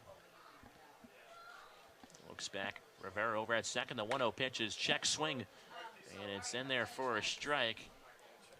Not sure if Como swung around completely or not as he asked the home plate umpire with the word. Shakes his head. Will step back in from the right-hander batter's box as the count is 1 ball and 1 strike on Como. Waves his bat over towards the pitcher. A little bit open stance as the 1-1 curveball is swung on and chopped over back towards the pitcher. Jar looks back. Rivera at second. Throw on the first is in time. And Rivera is retired for out number 2 here in the top of the 5th. Couple of big outs for Jack Dreyer as he is now over 80 pitches through 4 2/3 innings of work, and I have to think this would be it. Normally the pitcher's again held to that 85 pitch count. He's at 81. Even if he was able to get this next batter in a pitch or two, I would think that Tom Sutera would probably come in to start the top of the 6th. Yeah, I would think so as well. It's always easy for guys to come out and start an inning than try to come in the middle of it, especially with a runner on. More guys are comfortable with starting their own inning, and I think that's why Sutera will come on. And also, if you're the Mariners coaching staff, you're thinking that Dreyer's coming out in the 6th inning. If he's at 82, 83 pitches, you know, they're thinking that this is going to be it for him. They're not setting him out in the 6th inning saying, oh, well, there's a chance he'll finish. I mean, if they're going to be firm on that 85 pitch count, you know, there's no real reason if he's at close to 85 like that, you know, he's got to be able to finish the inning. As the 0-1 fastball is in the dirt and throw down at second from Meadows over towards Rivera, and it hits off him, and he'll go down to third base. Yeah, it's not a great throw. I think it hit him directly on top of the helmet before deflecting out into center field. And I don't think that there's any pain or anything for Rivera, who's now over on third base. But the throw was a little high, and Lipsius wasn't exactly, or excuse me, Morris was not exactly over there covering second base. So I'm not quite sure what they were trying to accomplish there over at second. As time is called by the man at the plate, Matthew Barefoot, the 3-0 hitter who has singled and walked in a run, as she got an RBI to his name on that walk. So right around third now with 2 outs. 3-3 ball game. Jar comes set. Kicks and deals the 1-1 pitch. 2-seam fastball on the outside corner for a strike. Barefoot can't believe it as he scrunches back on his back feet. And we'll have a 1 foot in, 1 foot out from the right side.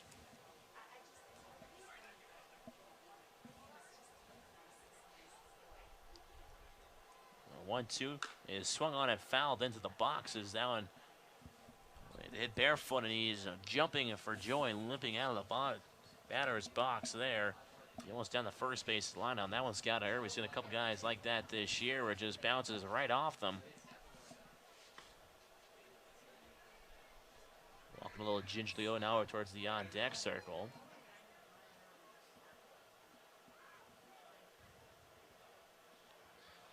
James begins to make way over towards home plate area.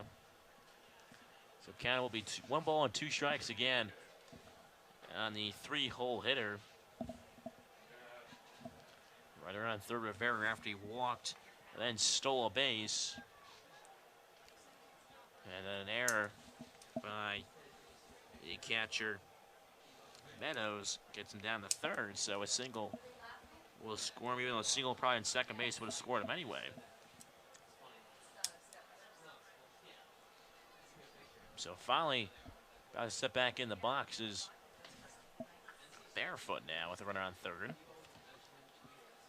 Wind still blowing out there towards left center a little bit.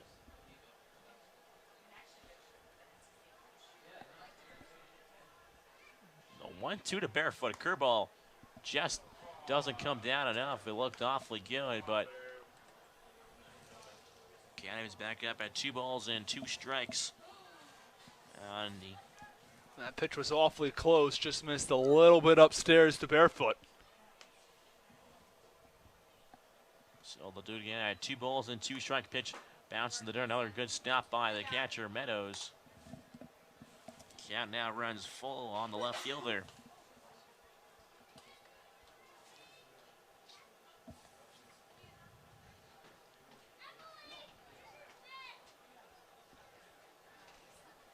Barefoot waves his bat now, bat on the shoulder as Gerard waits his sign, gets his sign down. Comes set from the stretch, the 3-2 pitches, swung on and missed. The fastball blows right by the 3-hole hitter Barefoot, and he goes down swinging as the Hyannis Harborhawks leave a runner on third base. As the game is still tied at 3 after 4.5. You're listening to Mariners Baseball on the Harwich Mariners Radio Network.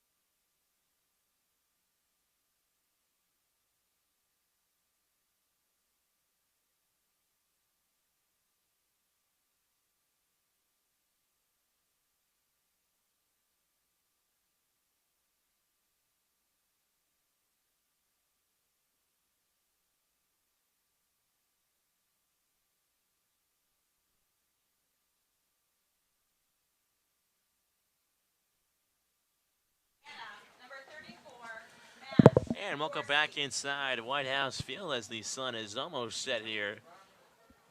It's 8 o'clock here. The sun will be down in the sky for the next 10 or so minutes as a nice skyline begins to appear in center field as leadoff man Matt Gorski takes a fastball in the dirt for ball 1.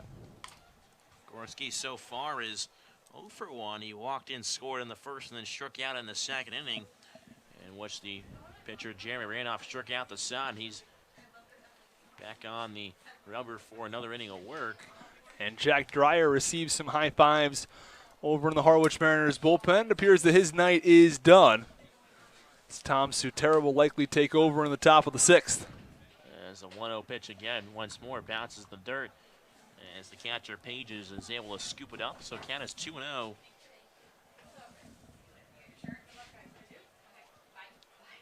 Nobody on, nobody out here in the bottom half of the 5th inning. 2-0 fastball runs away. Count heads to 3-0.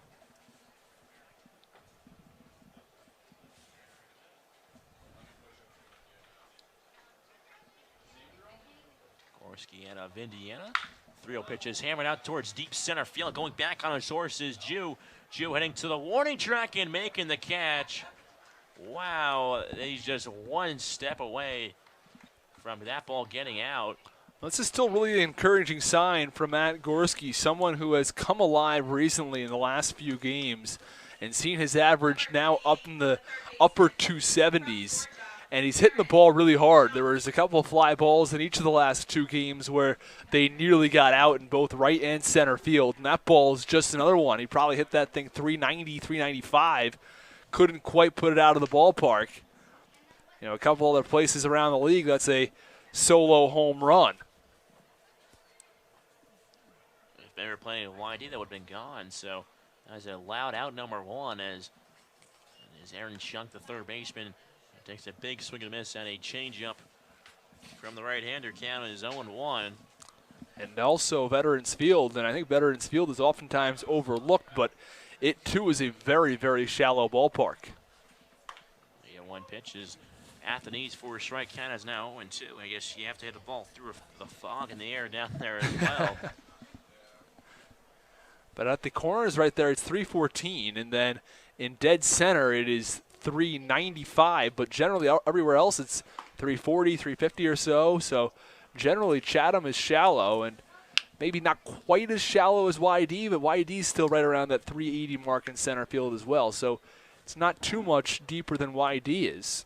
As Page is listed up in the outside corner as a 0-2 fastball misses. Now the 1-2 pitch is swung on and hammered down on the ground towards the bullpen area, making the play down there. Unfortunately, it was one of the Mariners pitchers, and that's why they're down the field. And usually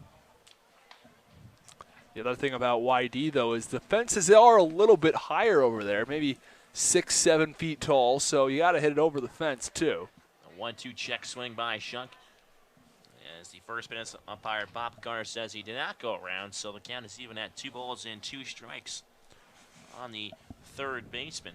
And Shunk is 0 for 2 this evening, looking to extend that 10-game hit streak and the 9-game RBI streak. As a 2-2 pitch misses down in the zone for a ball, count runs full. Extend that with 1 swing of the bat with the home run. He'll both streaks if he hits a home run. So 1 out here, nobody on. In the home half of the 5th inning, 3-3 ball game as a 3-2 pitch. A Shunk is hammered up the middle on the ground for a base hit as it'll trickle into center field, and Shunk is on board here with 1 out in the bottom of the 5th inning. Well, the hit streak's now extended to 11 games with that base hit right up the middle. It's a good piece of hitting, solid contact right past the pitcher Randolph. And basically directly over that second base bag between Como and Holland for an easy base hit right up the middle. Yeah, Randolph unable to reach that one this time around with the glove as it just got past him over on that base hit. So this is a dangerous part of the Mariners lineup to go through now with Lipsius at the plate. Lipsius is singled back in the first inning with 1 out as a curveball is swung on and hit towards the hole between short. Scooped up on the ground, throw across the body is Holland. The throw is in time and Lipsius is retired. However, moving towards second base is Shunk. And it's pretty big that Lipsius is able to advance Shunk over towards second base on that play because now Shunk is in scoring position. And a base hit from Danny Casals could give the Harwich Mariners the lead. It has been a tough play. That's the only play over there that was first for the shortstop Holland. He's a guy that's a very good defensive shortstops in this league. We talk about a lot of them in this league, like Salgazzo, Luke Waddell, and Logan Davidson have robbed the Mariners of extra base hits this year. And just like that, the shortstop Holland making a nice play as Danny Casals is due up, but there is a pitching change for the Hyannis Harborhawks in a tie ball game at 3. After the Mariners struck first with 2 runs in the bottom of the first inning, but the Harborhawks came back and scored 3 in the top of the 3rd, but the Mariners came back in the bottom half of the 3rd and scored a run. So this ball game has been tied up at 3 ever since, as there are 2 outs here when Shunk will be on second base with Danny Casals set to come up from the plate, and it is a right-hander for the Harborhawks. One beginning to pick up here. If the wind was this, going out towards left center, maybe Gorski's ball might have gone out. But so new pitcher on the mound is Keegan James out of Mississippi State for the Hyannis Harborhawks. So far this year, He's pitched in 2 games, made 3 1/3 innings pitched, 2 hits, no runs, no earned, 1 walk, and 2 strikeouts for the Harbor Hawks so far. As he continues to warm here for the Harbor Hawks, the Mariners trying to retake this lead as Danny Casals is coming up, as I said before. And he's a guy that was, his bat was hot right around after the go-ahead home run in Orleans, but has cooled off just a bit against the Brewster series. He was hitting pretty well with a big double for the Mariners in that Brewster game, back in Brewster to get things going. And now he has a big RBI spot here with 2 outs in the bottom of the 5th inning. That's Keegan James, a native of South Haven, Mississippi.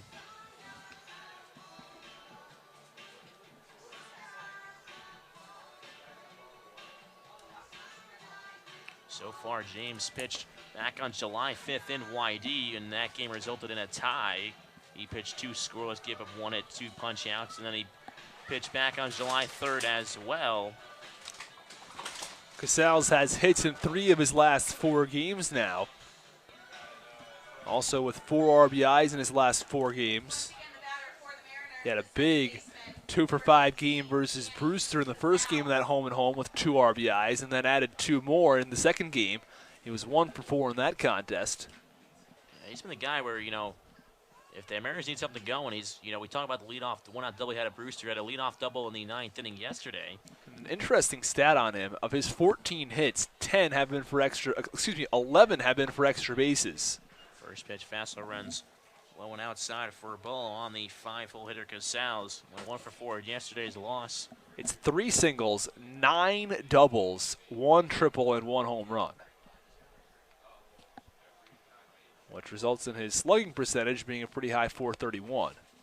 1-0 Casals, misses down below the knees for a ball. Count is 2-0 on Casals. He's in a hitter count here. And so far, Keegan James has not been able to throw a strike yet. And given his relatively high walk totals, his OPS is also relatively high at 773, despite the fact his average is only 215. James comes set. Shunk over on second base with 2 outs. Looking back as James kicks and deals, throws a 2-0 pitch. Is spot at the knees on the outside corner for a strike. Count is 2-1 now on the second baseman. 5 hits for the Mariners this evening, and they have scored 3 runs. However, they have had 2 errors.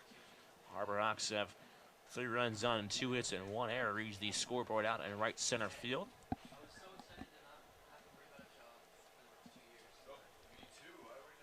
James looks back. Shunk once more. The 2-1 to Casals. Off-speed pitches once more on the outside corner for a strike. Kennedy's back up now at 2 balls and 2 strikes.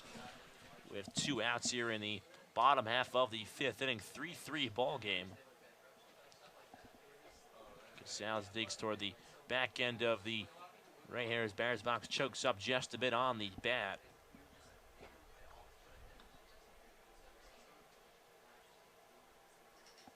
The 2-2 to Casals. Off-speed pitch down in the dirt for a ball. Count runs full. James, of course, out of Mississippi State. They made it all the way to Omaha, so that's what calls for James' late arrival here on the Cape, and only 2 appearances to this point. Bulldogs also have a new head coach this year, as they had an intern coach this year, and made it all the way to Omaha. They're almost an underdog team making it there. Unfortunately, just couldn't quite make it all the way to the championship game as Oregon State defeated Arkansas in Omaha, as the 3-2 pitch to Casals is swung on and grounded over towards the third base side, but just foul. So Casals will do it again at 3 balls and 2 strikes. He's very comfortable in counts like these with 2 strikes, deep in the counts, working pitchers. This will be pitch number 7 of his at-bat upcoming. And he has the most walks on this Mariners team with 13. Only struck out 15 times. It's a very good ratio. Casals is very comfortable with 2 strikes. It's in a 2-strike count now as a 3-2 pitch is swung on and hammered on the ground up towards shortstop. Fielded is Holland. Holland picks it up. Throw on to first, is in time. And James comes on to retire. Danny Casals on the ground out. So the Mariners leave a man in scoring position with Shunk over at second base. And after 5 completed innings now, it is a 3-3 ball game. You're listening to Mariners Baseball on the Harwich Mariners Radio Network.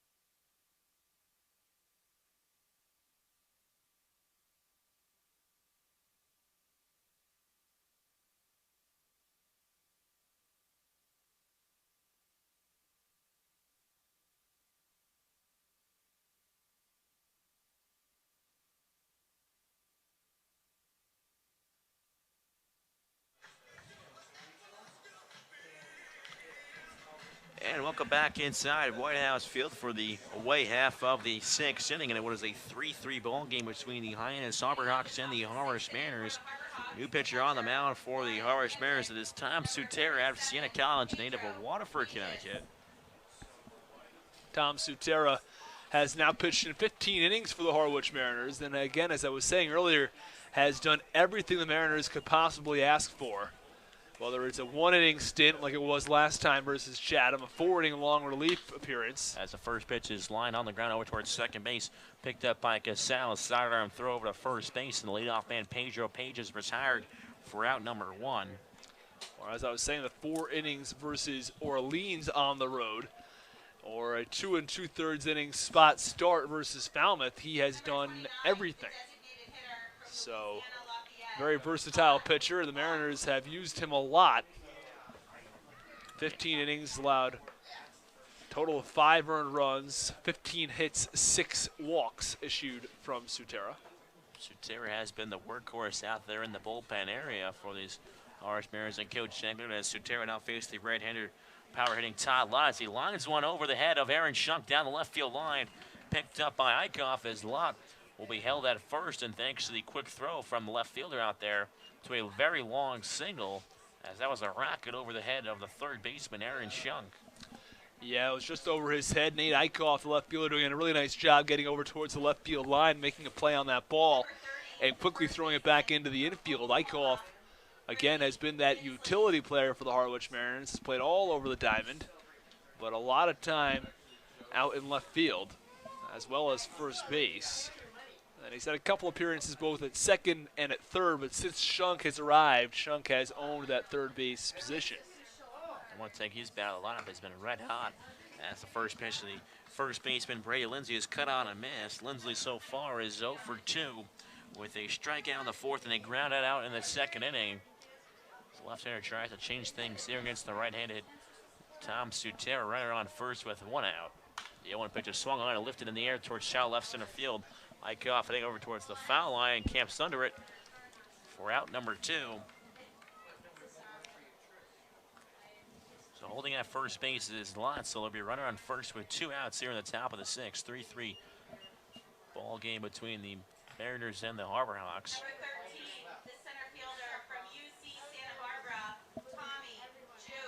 So with 2 outs is the center fielder Tommy Jew, who had to go back to the warning track his last time out, or his last inning, to retrieve Gorski's ball. It was hit into straightaway center, but very deep.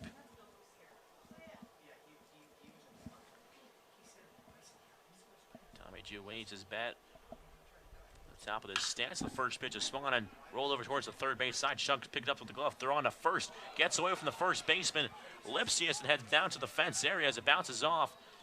As each runner will advance another 90 feet as the throw is in the dirt, and good block by Meadows with the pitcher Sutera backing up behind home plate just in case. So there'll be runners on second and third now with 2 outs in the top of the 6th.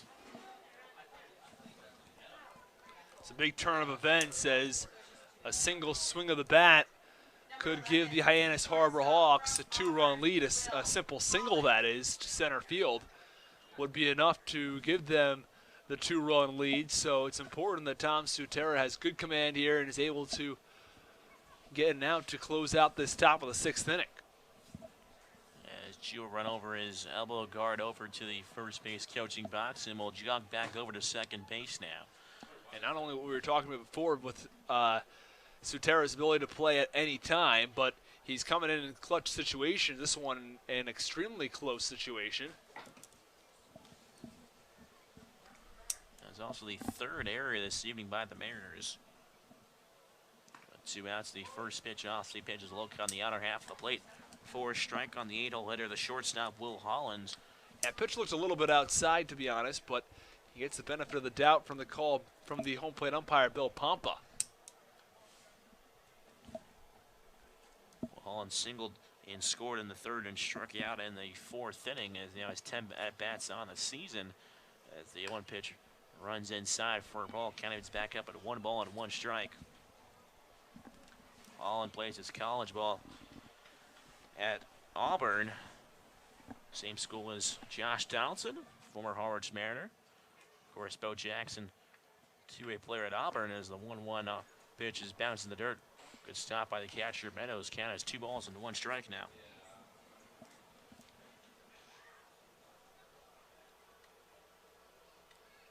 Auburn having a very good year in the SEC with Casey Mize, the #1 overall pick, also hailing from Auburn.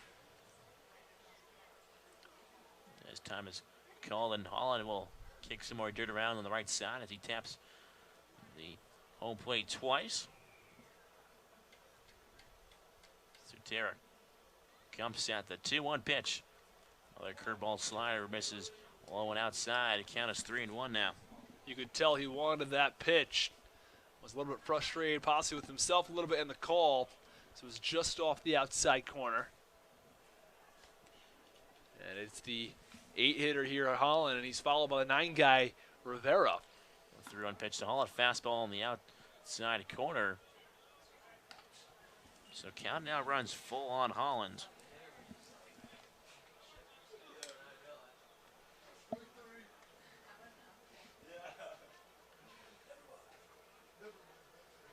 So 3-2 count on the 8-hole hitter Holland. Sutera steps off for a second, but steps back on the rubber.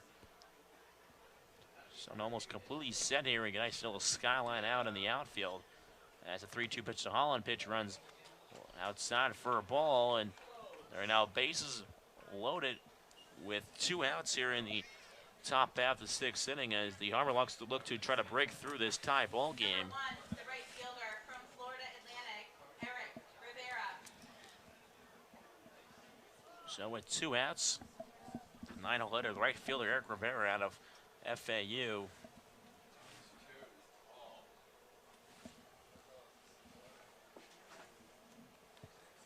Sutera trying to get out of this jam. After a single, then an error is out, and then now a walk. As he gets the first pitch, strike fastball in the outside corner. So Sutera had the count. That's always a good sign when a pitcher can throw a first pitch strike. His odds will go up. As the 0-1 pitch misses outside for a ball. Sutera is trying to live on the outside corner. Count is back up now at 1 ball and 1 strike. Taking in close to the home plate is Rivera. He's right in on the inside box area of the right side. Sutera looks back over at third base. That lot comes at the 1-1 pitch. Rivera swung on hard on the ground over towards second base. Casals picks it up, throw on to first. And Sutera double get out of the jam, and thanks Rivera grounding out to the second baseman Casals. So the Harbor Hawks leave 3 men on, and they pick up no runs as after 5.5 it is a 3-3 ball game. Listen to Mariners Baseball on the Harwich Mariners Radio Network.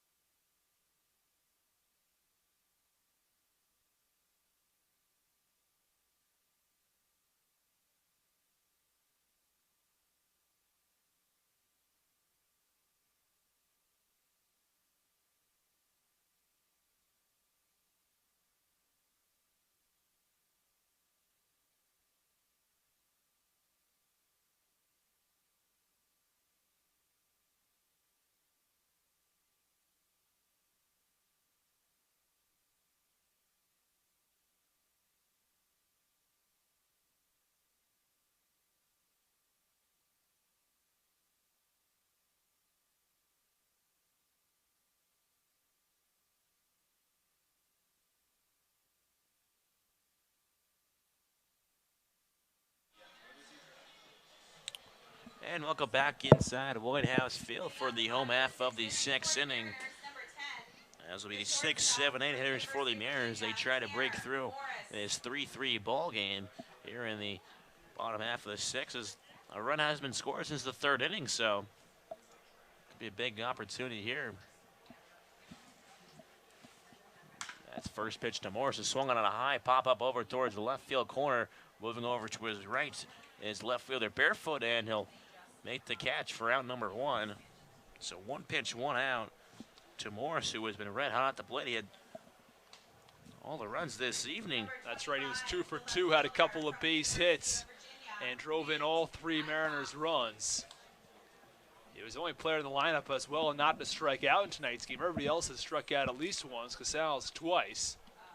As we take a look at the pitcher James Randolph's final line. 4 2/3 innings, 5 hits, 2 earned runs, 3 total, 2 walks, 9 strikeouts. And for Harwich, Dreyer's final line, 5 innings of work, 2 hits, 3 runs as well, 2 earned, and 3 walks, 8 strikeouts.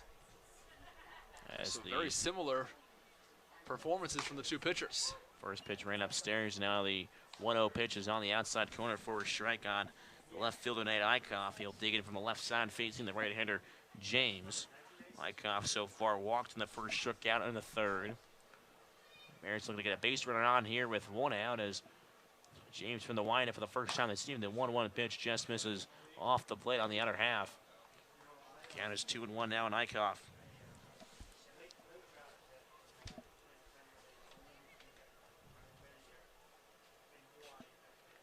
So 1 out, nobody on. The 2-1 pitch is popped up and out of play behind the press box area. So Count Evans back up at 2 balls and 2 strikes. On the left fielder out of Virginia. We said before, Eichhoff has played about almost everywhere. A little third, a little second, a little first, and outfield, left field. It's nice for Coach Anker to really move the lineup card around, move his guys around. The guys are very versatile, and they can show off to the scouts as well. It's a 2-2 to Eichhoff. Check swing, but pitch changeup misses down in the zone for a ball. Count runs full now on Eichhoff. Eichhoff has already drawn a walk in this evening's contest. Walked once and he struck out once. The 3-2 to Eichhoff. Curveball, strike 3 call, and Eichhoff goes down looking, and he knew it right away. As James throws a nice off-speed pitch there with 2 strikes on Eichhoff, and you're going to have a lot of guts to do that.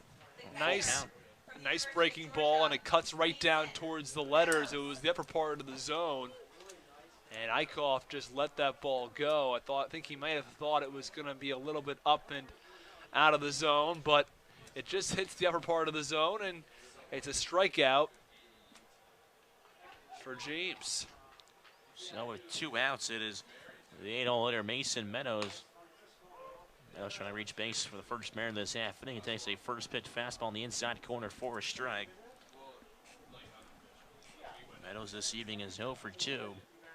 Mariners only have 5 hits on the evening, but 3 runs to show for. The 1 of Meadows pitch runs low and outside.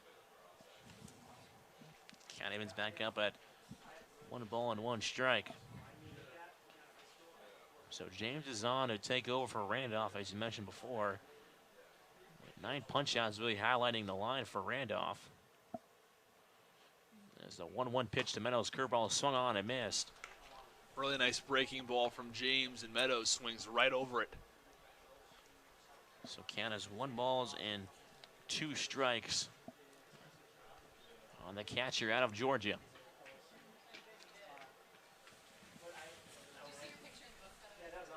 James shakes off the catcher, Pages. Shakes him off once more and agrees on a sign. Now takes a deep breath. The 1-2 to Meadows. Pitch is swung on and chopped over towards the shortstop. Holland comes charging in. Throws across his body. Over to first base. And Meadows was retired. So a 1-2-3 inning worked by James and Hyannis as they come up to bat now as they try to break this 3-3 ball game after 6 innings. You're listening to Mariners Baseball on the Harwich Mariners Radio Network.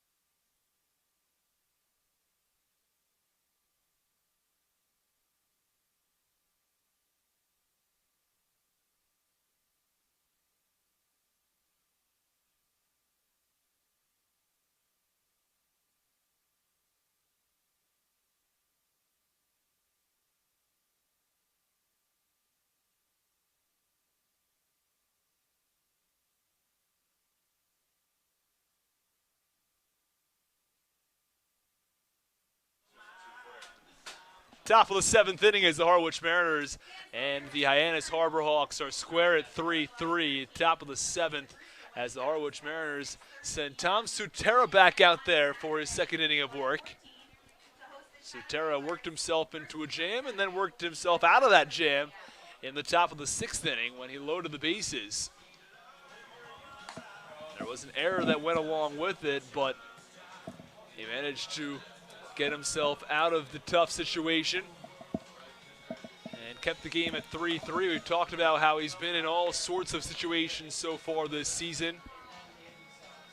Has to work no matter what the Mariners are doing, whether they're up, they're down, they're tied. In this situation, it's a crucial spot for the Mariners as it's a 3-3 game in the top of the 7th.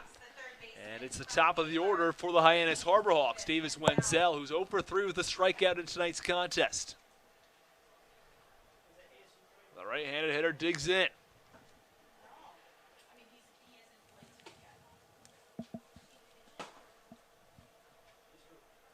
First pitch. Fastball on the outside corner for strike 1. It's the 1, 2, and 3 guys, Wenzel, Como, and Barefoot.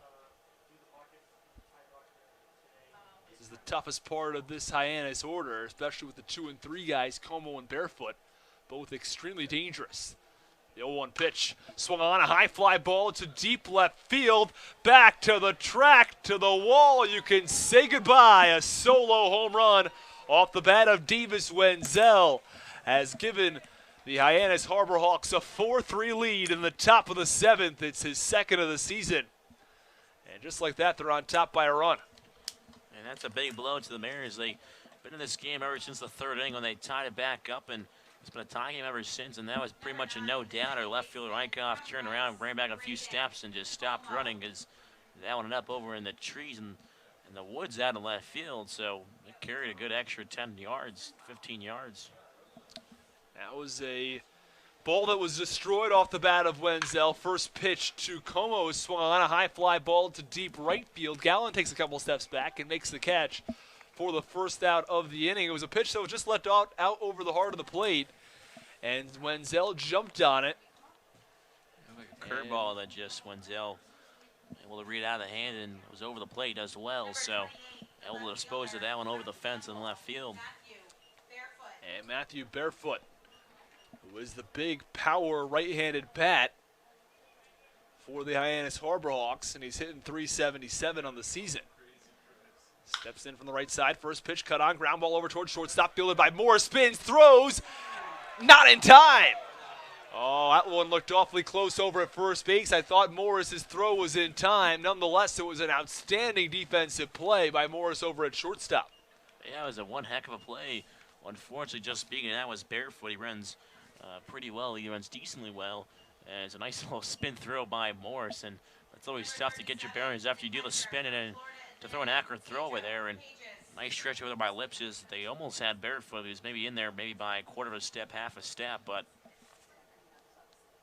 And it's Pedro Page's turn to step into the right-hander's batter's box. Runner on first base, 1 out.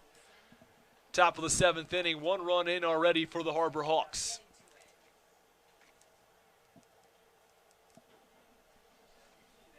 First pitch, fastball on the outside corner for strike 1. On the count, no balls and 1 strike.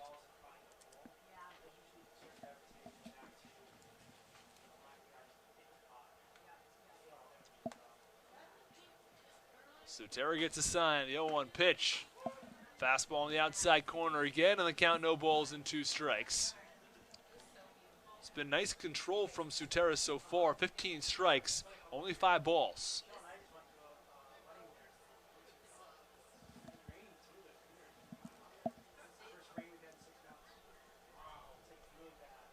And the 0-2 pitch from Sutera. Swung on a high pop-up behind home plate. Mason Meadows drifting back behind home plate, and he can't come up with it. And it was in his glove and then out of his glove, and it will remain 1 out. Count stays at 0-2. Yeah, I think that, he just lost it. He wasn't exactly sure as Sutera and some of his teammates saying up, up, up. That was up, so he didn't get enough time to really get under it.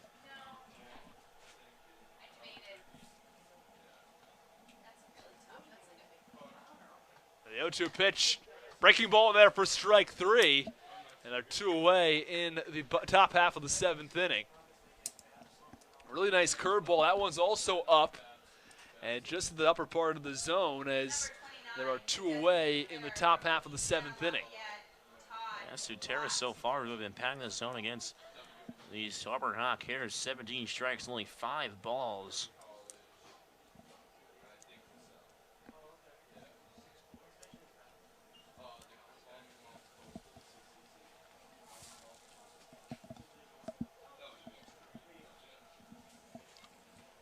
Runner on first base, 2 outs. 1 run in already for the Harbor Hawks in the inning. It was a solo home run off the bat of Davis Wenzel.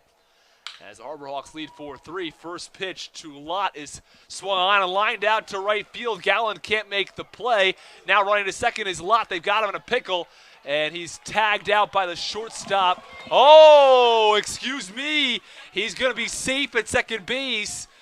And that is a surprising call. Looked like Morris got a glove on him, but he's called safe, and there are runners on second and third with 2 outs.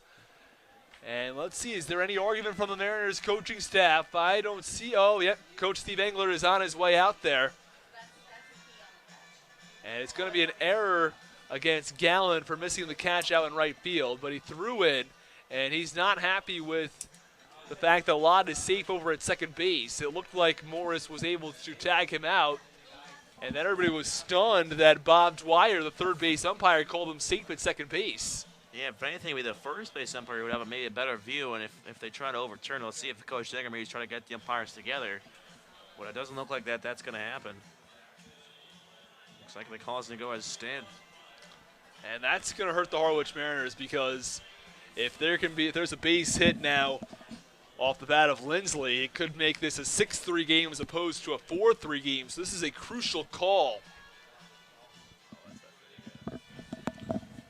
So what actually happened there was Casals, had the ball and the glove in one hand and separate hands, so he tagged the runner out at, we're tagging with the glove but not the ball, and he also had the ball and the glove in order to tag the runner.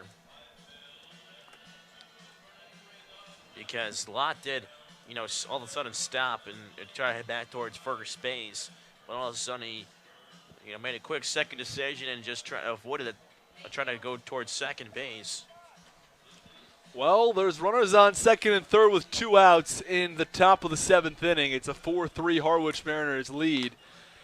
And there didn't seem to be too much protest from the Harwich Mariners fielders themselves. There was initially, but that all sort of stopped after maybe a second after they were surprised with the initial call, and then Coach Engler came out to argue, and he wasn't even all that upset after I think the call was explained, as you mentioned. There's a pinch hitter on for the Harbor Hawks. It is Trevor Halver pinching for Brady Lindsley. First pitch in there for strike 1 on Halver. Now, Halver's hitting .308 on the season in 39 at-bats. He also has a home run and 5 RBIs.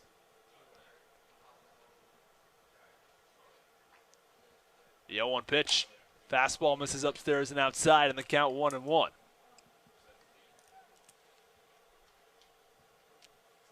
Halver's followed by Jew and then Holland.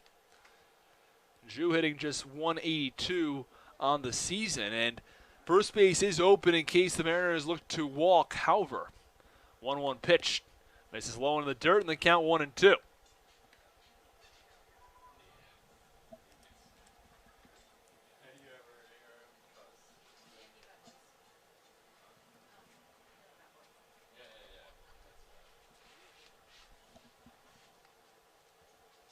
Halver digs back in from the left side. Runners on second and third with 2 outs. A 4-3 Harbor Hawks lead. The 2-1 pitch. Fastball in the outside corner for strike 2, and the count 2-2. 1 run in already for the Harbor Hawks in this inning. It was a solo home run off the bat of Davis Wenzel. He hit that ball probably 30 feet over the left field wall. And the 2-2 pitch, cut on and missed. And Sutera strikes out Halver with a fastball up and out of the zone. And at the end of 6.5 innings of play, The Harbor Hawks tack on a run and lead this game 4-3. You're listening to Mariners Baseball on the Harwich Mariners Radio Network. It's time to get up and stretch and sing along with Take Me Out to the Ball Game.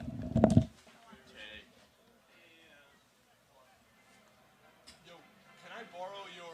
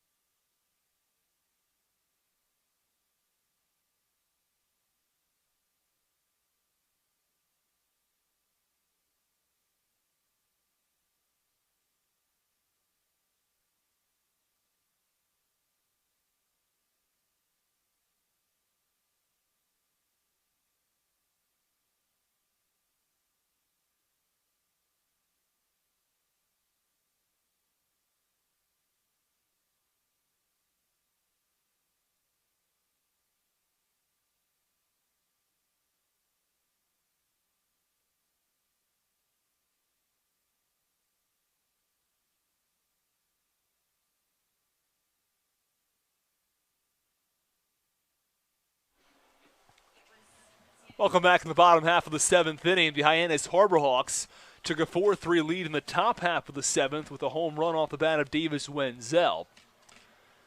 And stepping in from the right side is Gabe Rivera. First pitch misses low and outside for ball 1.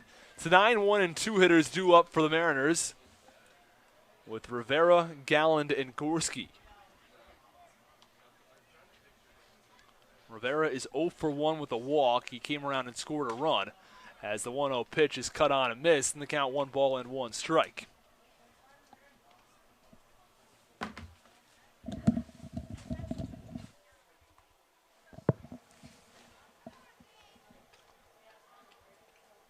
Rivera waves his bat once in the right-hander's batter's box. Now the 1-1 pitch. Fastball cut on and missed. And the count 1-2 to the right-handed hitter.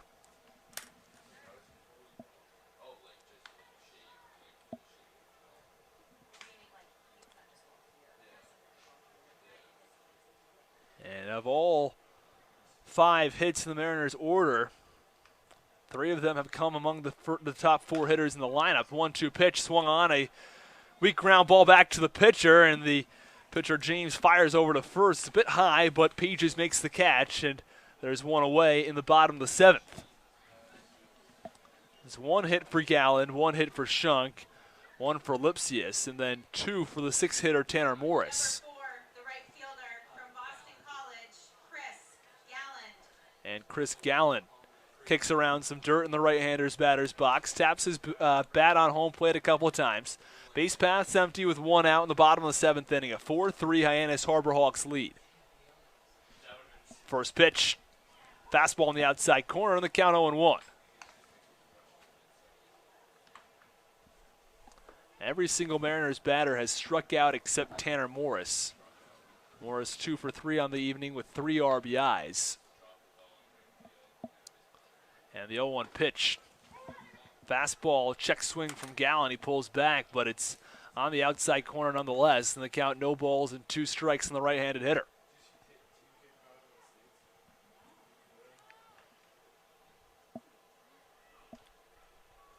The 0-2 pitch from James.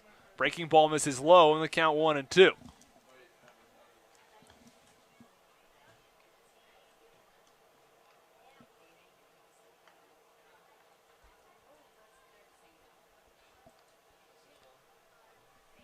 Gallen waves his bat a couple of times. Steps back in.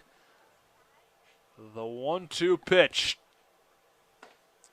Fastball on the outside corner for strike 3. Gallen goes down looking, and they're 2 away in the bottom half of the 7th inning. And James has come on quite nicely for the Hyannis Harperhawks. Now 2 innings. He hasn't given up a hit or a run. He picks up his 2nd strikeout. Punched an Eichhoff back in the 6th, and now the 7th punches out a Gallen.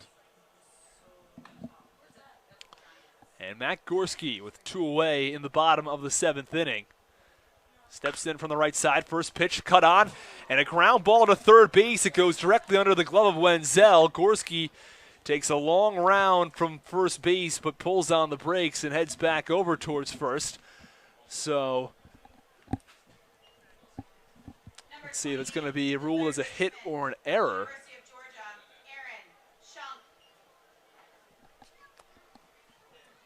It's going to be ruled a hit for Matt Gorski down the third base line. He's now 1 for 3 on the evening with a walk.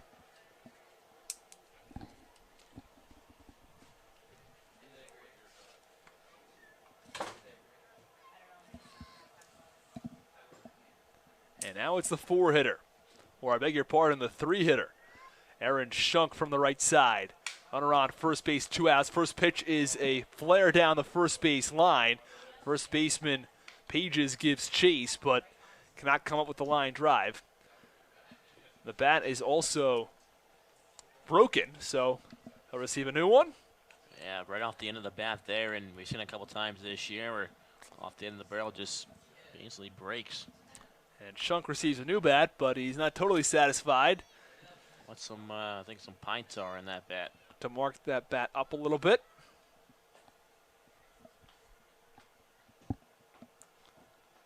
Puts it right above the handle, and he puts his top hand on it, both hands on it, so gets a better grip on the bat. So it's Gorski off of first base, 2 outs, bottom of the 7th inning, a 4-3 Harbor Hawks lead.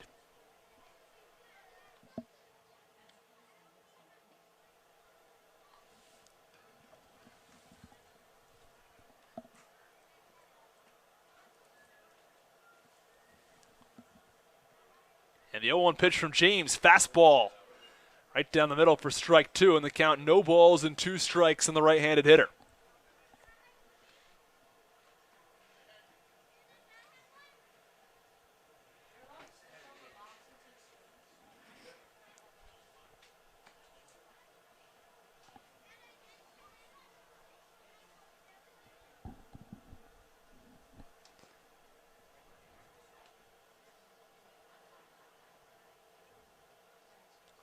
Gorski off of first, the 0-2 pitch. Fastball in there for strike 3. Shunk goes down looking. The end of 7 innings of play. The Mariners trail 4-3. You're listening to Mariners Baseball on the Harwich Mariners Radio Network.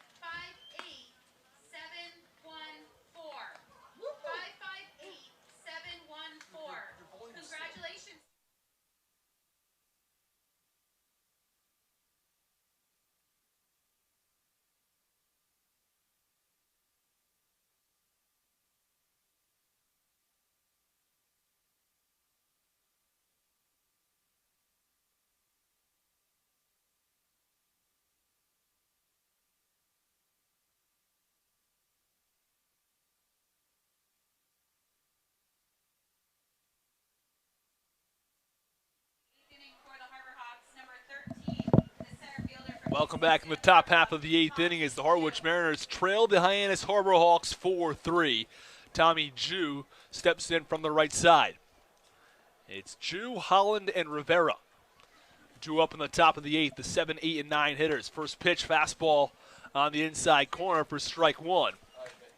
It is the battle of the Tommies here between Tommy Jew and Tom Sutera. With my broadcasting partner, Tommy Zinzarella. And that is not my name, that is Thomas. 0-1 pitch down the third base line and the count 0-2. Is Tom okay? No. No, just Thomas. Yeah.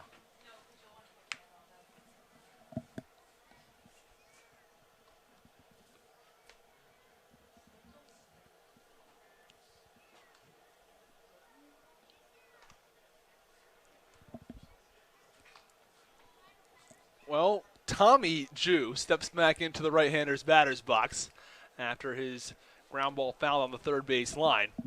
He was headed up the first base line as it rolled foul. The Harbor Hawks took the lead in the top half of the 7th inning with a solo home run from Davis Wenzel as the 0-2 pitch is cut on and a high pop-up into shallow center field. The second baseman, Casals, moves out into the outfield grass and makes the catch for the out. So one away in the top of the 8th.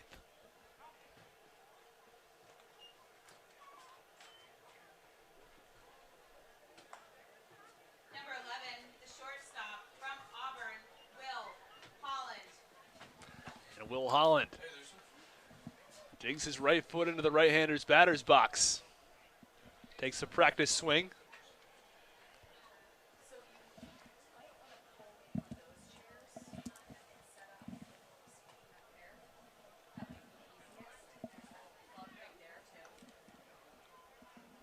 First pitch, breaking ball misses low for ball one on the count 1-0.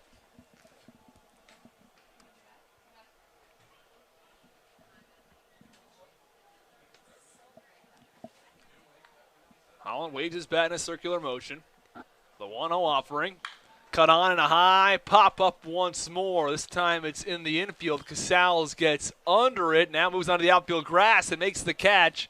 As it was moving on him a lot, he was trying to battle the lights and eventually makes the catch. But a quick 2 up and 2 down in the top half of the 8th inning. Sutera has now pitched 2 2/3 innings and thrown just 33 pitches. He's been very efficient this evening, Tommy. Thomas. And the wind is also blown out just towards center field as well, so the ball carrying him a little bit at the last second on Casals, but still able to circumvent all those problems and the obstacles and make the catch. And the 9-hitter Eric Rivera takes strike one right down the middle with a fastball. Count 0-1. Base paths empty with 2 outs at the top of the 8th. The 4-3 Hyannis Harbor Hawks lead. It's going to be a dangerous top of the 9th for the Harwich Mariners to deal with. They can get out of it here as the 0-1 is chopped over to first base, tossed back over to Sutera. He reaches first base in time, and that'll do it for the top of the 8th. It's a quick 1-2-3 inning from Tom Sutera. In the 9th, it'll be the 1-2-3 guys for Hyannis. He'll have to deal with that then. But at the end of 7.5, it's the Mariners 3 and the Harbor Hawks 4. Listening to Mariners baseball on the Harwich Mariners Radio Network.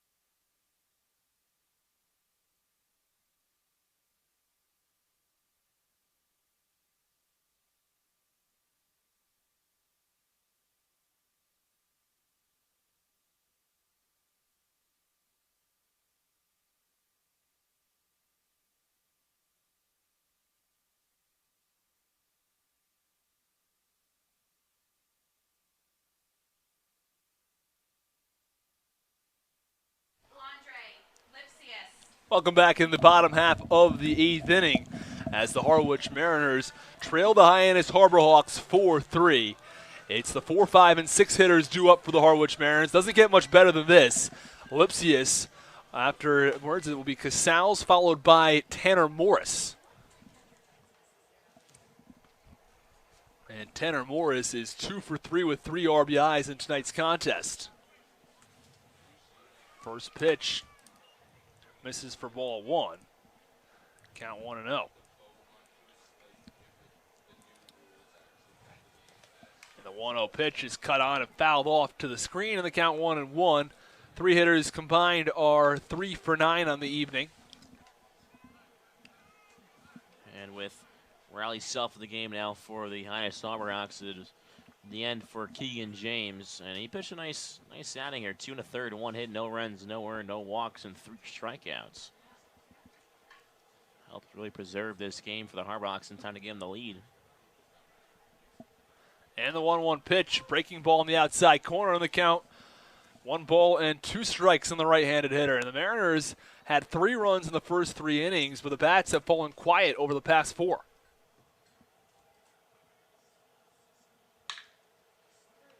And the 1-2 pitch is swung on, a ground ball at the middle for a base hit.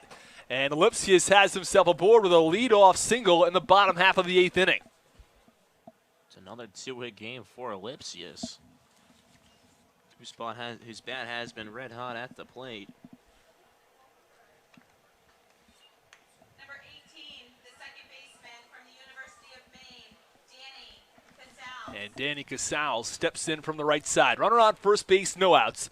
Bottom of the 8th inning. The Mariners trail this game by 1 run. And I'd have to think that at some point the Mariners will try to get Lipsius over to second base if they're not able to do it with the bats. As the first pitch is tossed over to first as Lipsius skips back in safely.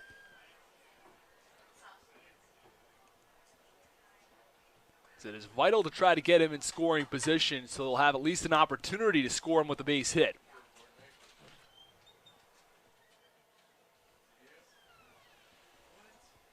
And the first pitch to Casals, squares around a bunt, pulls back, and ends up getting a piece of it nonetheless as it goes back to the backstop, and the count 0-1. And Lipsius, I think, initially thought the ball had just gotten by the catcher, Wilkie. He was headed off to second base, but didn't realize that it actually fouled off the bat of Casals.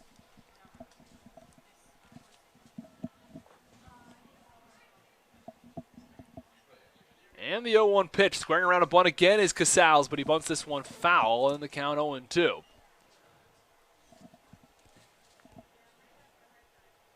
Again, bunting a major key down the stretch as well. Late in games, again, they're bunting for base hits and sacrifice bunting today in BP again. So, coach is preparing them well during BP. It's just a matter of up to them now if they can do it in the game. Well, Casals steps back into the right-hander's batter's box.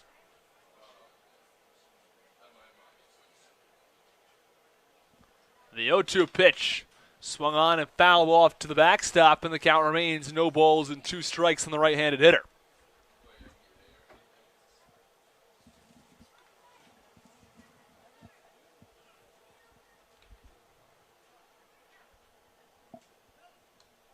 And I'll toss back over to first, and diving back in this time is Lipsius.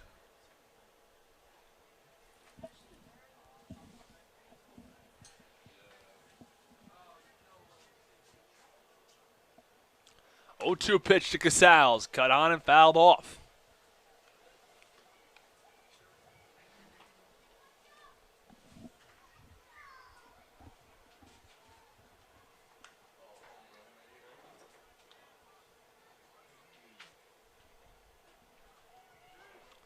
Lipsius leads off first base, 2 no outs. The 0-2 pitch misses upstairs in the count, 1 ball and 2 strikes. Mariners trail by 1 run in the bottom half of the 8th inning. They're trying to tie this ball game at 4-4.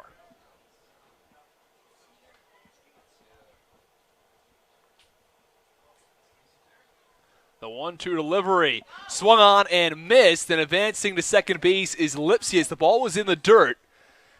And as a result, Lipsius can advance, but because there's already a runner on first base, the drop third strike rule does not apply. But Lipsius finds himself in scoring position nonetheless, and it looks like there's going to be a call to the bullpen here at White House Field. We'll step aside and be back. It's the Mariners 3 and the Harbor Hawks 4. Listening to Mariners Baseball on the Harwich Mariners Radio Network.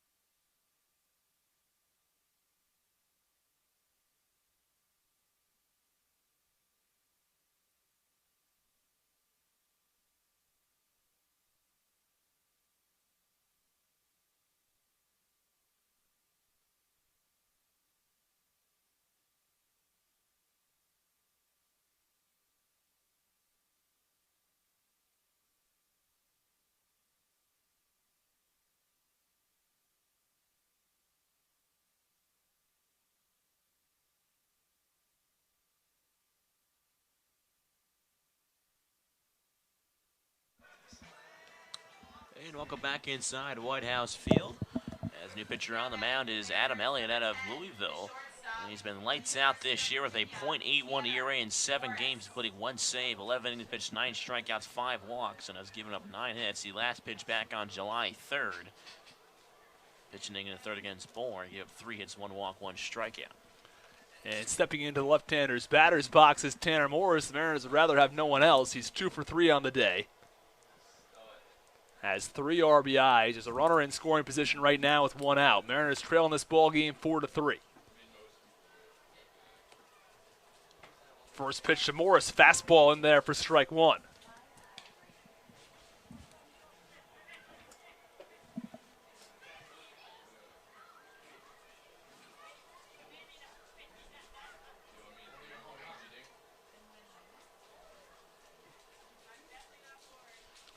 The 0-1 pitch runs upstairs and inside, and it doesn't quite clip Morris. It looked awfully close. So the count 1-1. I don't think that's actually the worst thing that could happen to Elliott, as there would be runners on first and second, 1 out. And you don't really want to face the red-hot Tanner Morris as the 1-1 pitch. This is low in the dirt, and the count 2 balls and 1 strike. I think Morris really wants to swing away here. You know, a guy that's driven on all 3 runs for the Mariners this evening with singles in the first and the third inning. After Morris has Eichhoff and Meadows. The 2 of them are 0 for 5 with a walk this evening.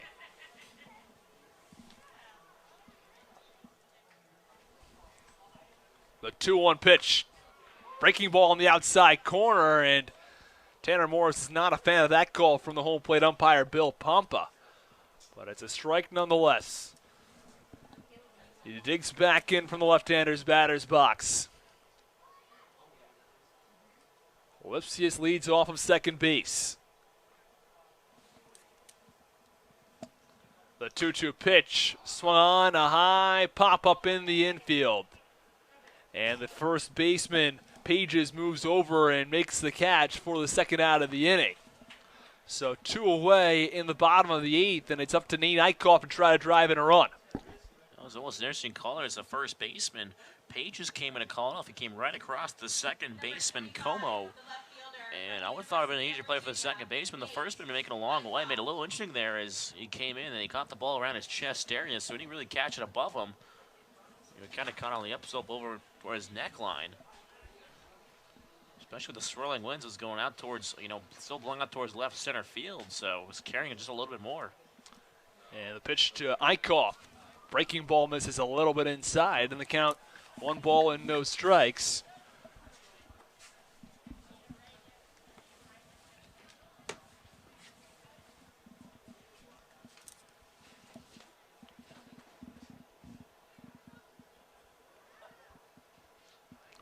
The 1-0 pitch. This is low in the dirt, and the count 2 balls and no strikes.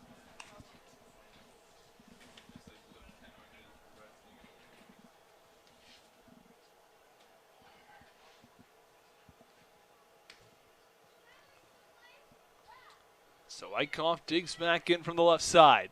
Runner on second base, 2 outs. 4-3, Harbor Hawks lead in the bottom of the 8th inning. The 2-0 pitch. Fastball cut on and missed, and the count 2-1.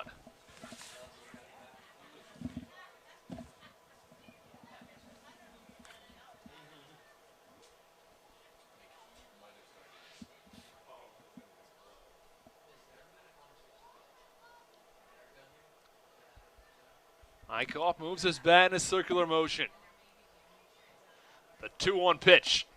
Fastball cut on and missed on the inside part of the plate, and the count 2 balls and 2 strikes. Elliott fights back to even the count at 2-2.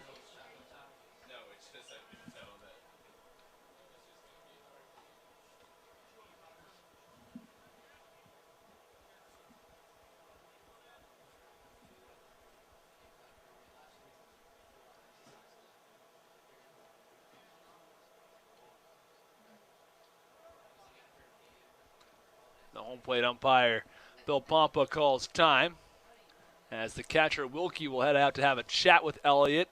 Really quick chat. I think it was just making sure they're on the same page with the pitch. Probably said the name of the pitch he wanted and then jogged right back. So the count 2-2. 2 outs, bottom of the 8th inning. The pitch swung on and fouled off out of play, and the count remains 2-2.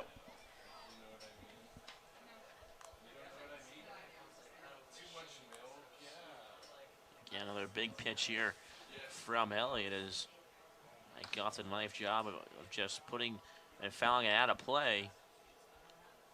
Like to see another pitch, see if Elliott can make a mistake here. The 2-2. Breaking ball cut on and missed, and Eichhoff goes down swinging in the bottom of the 8th inning. That will do it. Mariners strand 1 at the end of 8 innings of play. It's the Mariners 3 and the Harbor Hawks 4. You're listening to Mariners Baseball on the Harwich Mariners Radio Network.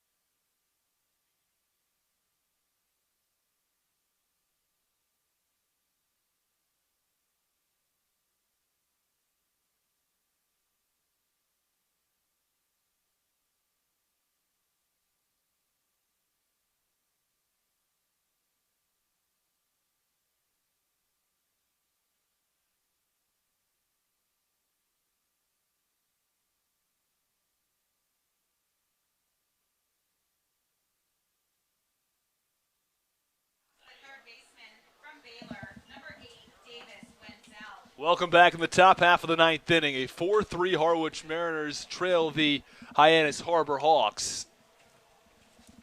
And Davis Wenzel put the Harbor Hawks on top 4-3 in the top half of the seventh inning. He's back up at the plate to start things off in the top of the ninth. First pitch, fastball misses low in the count 1-0.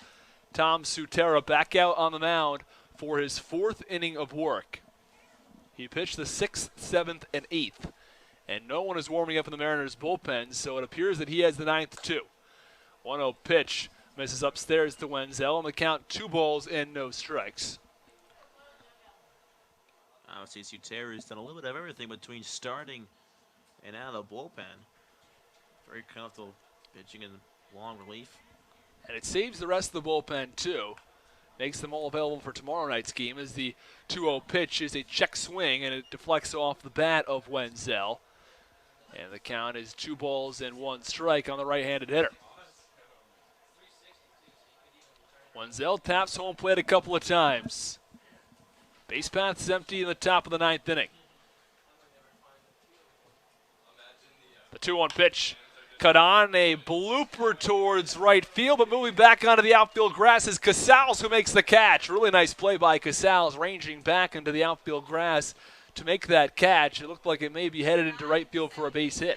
Yeah, leadoff man Wenzel just trying to muscle it out towards right center field, but just not enough out of reach of Danny Casals. And now it's the 2-hitter, Braden Como. He has a 10-game hit streak on the line. He's yet to get a base hit in this evening's contest.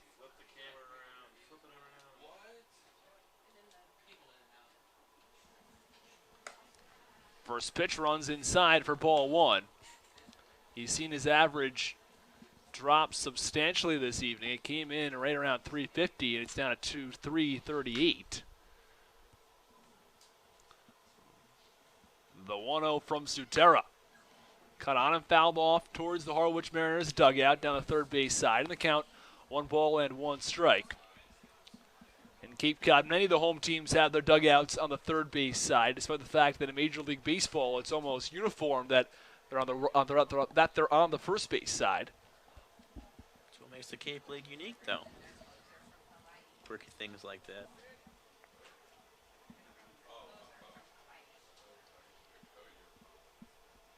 And the 1-1 pitch to Como. Breaking ball in there for strike 2 in the count 1-2 on the right-handed hitter. It's weird, too, because kind of like the minor leagues as well. It's split between some home teams having it on the third base side. Some teams have their dugouts on the first base side. 1-1 pitch. Breaking ball cut on and missed. And he strikes out Wenzel. He goes down swinging for the second time this evening. And now 0 for 4. And unless that Como gets another plate appearance this evening, that will snap his 10-game hit streak.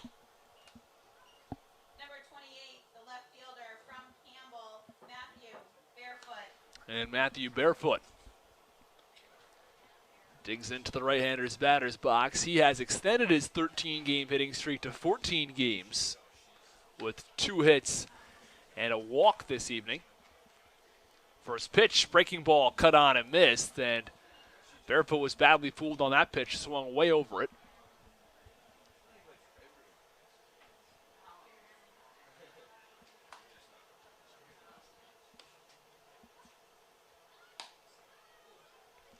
And the 0-1 pitch misses, and the count 1 ball and 1 strike.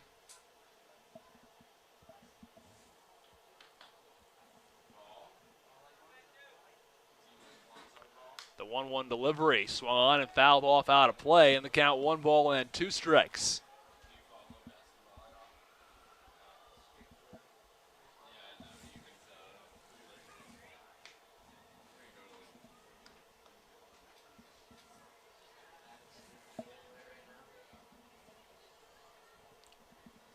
Base path's empty, 2 outs, 4-3 Harbor Hawks lead.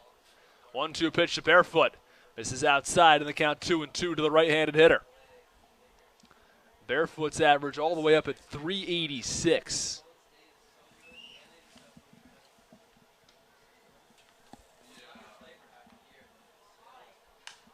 And the 2-2 pitch is cut on and fouled off, and the count remains 2-2. In the top of the ninth inning, it will be the 8, 9, and 1 hitters. Mason Meadows, Gabe Rivera, and Chris Galland will be tasked with trying to make up one run. That's as long as the Mariners are able to hold the Harbor Hawks in the top of the ninth. The 2-2 pitch, curveball cut on and missed, and Barefoot goes down, swinging another 1-2-3 inning from Tom Sutera, who has been brilliant this evening. He allowed the one home run, but aside from that, it's 4 innings of work, and he keeps the Mariners in this ball game. After 8.5, it is the Mariners 3 and the Harbor Hawks 4. We're headed to the bottom of the ninth inning. You're listening to Mariners Baseball on the Harwich Mariners Radio Network.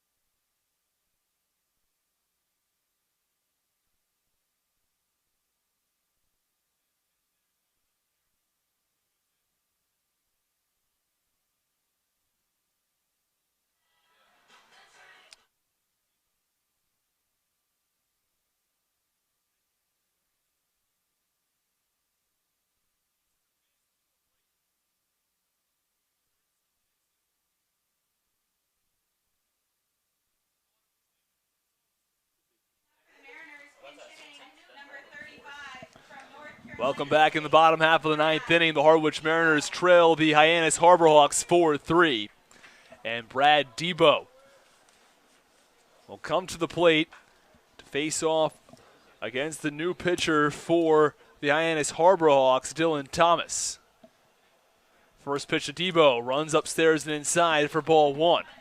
And Ben Norman is on deck, so he'll be pinch hitting for Gabe Rivera. It's the 8, 9, and 1 spots.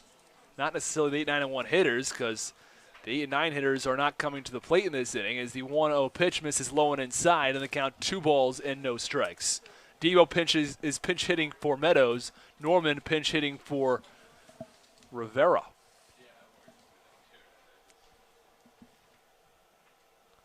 The 2-0 pitch swung on and fouled off behind home plate over the press box, and the count 2-1. Aaron is trying to play matchups with the right-handed pitcher Thomas. They're going with a couple of lefties. The 2-1 pitch misses upstairs, and the count 3 balls and 1 strike to the left-handed hitting catcher.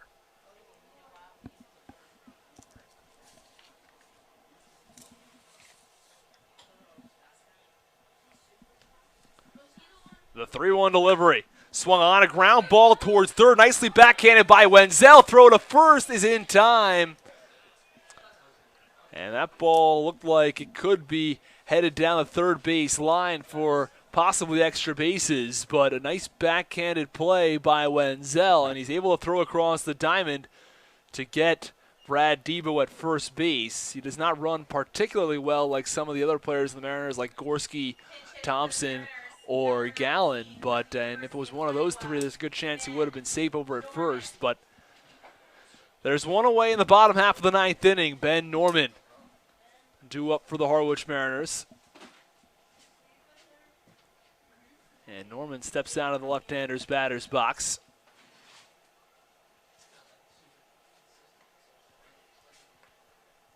And he digs back in.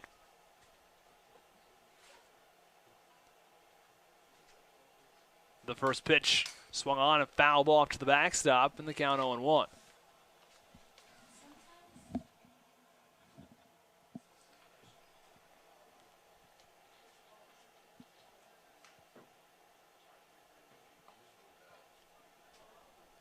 The 0-1 pitch to Norman bounces a couple feet before home plate. And the count goes to 1 ball and 1 strike on the left-handed hitter. And the catcher, Wilkie, walks out to the mound to have a discussion with Thomas. Mariners looking to snap their 2-game losing streak as they trail 4-3 in the bottom of the 9th inning. This game was tied until the top of the 7th when Davis Wenzel had a solo blast to left to put the Hyannis Harbor Hawks on top 4-3.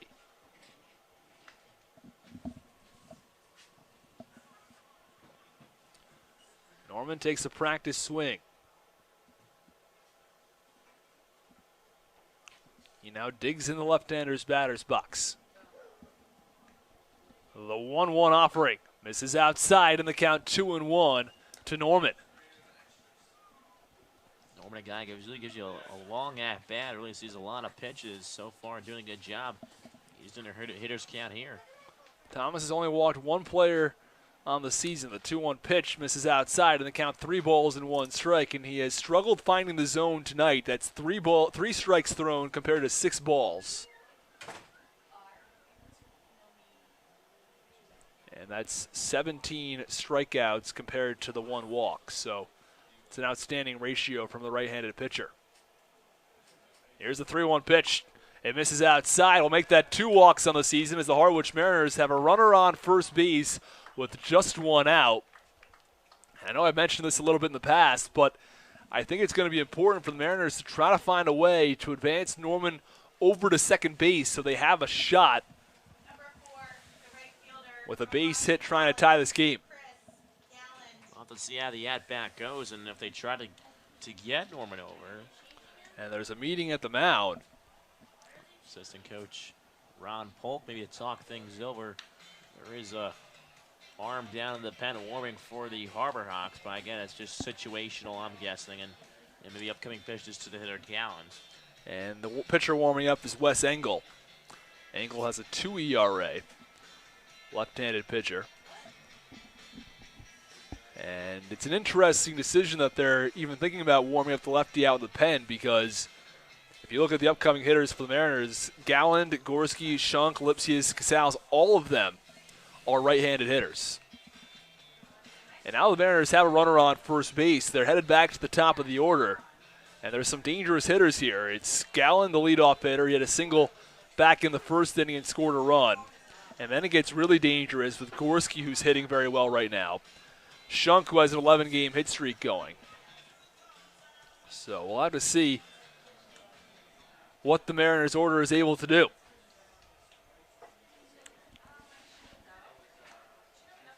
I would think the Mariners are going to refrain from stealing second base until there are 2 outs. They don't want to run themselves into an out before they need to do so. First pitch to Galland is cut on and fouled off over towards the Mariners' pen.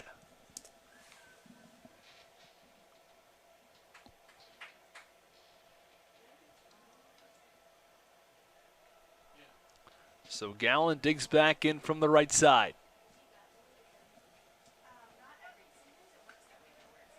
And the pitcher Thomas will toss over to first as Norman easily slides back into first. Runner on first base, 1 out. Mariners trail by a run in the bottom of the 9th. The 0-1 pitch misses upstairs. Galland showed bunt and pulled back. Count 1-1 to the right-handed hitter. And Thomas continues to throw balls. 4 strikes, now 8 balls thrown by the right-handed pitcher. Well, especially the way Galland has struggled a little bit, maybe punting for a base, it wouldn't be a bad idea with a third baseman playing back as well, but I think he'll hit away. 1-1 pitch, swung on a high, pop up in foul territory. The catcher, Wilkie, runs out of room as the ball goes out of play down the first base line, and the count 1 ball and 2 strikes.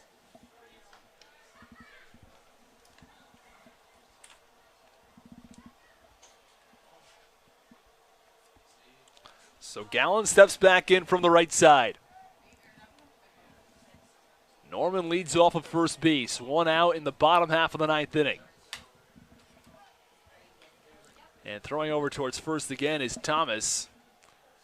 And easily skipping back to the bag is Norman.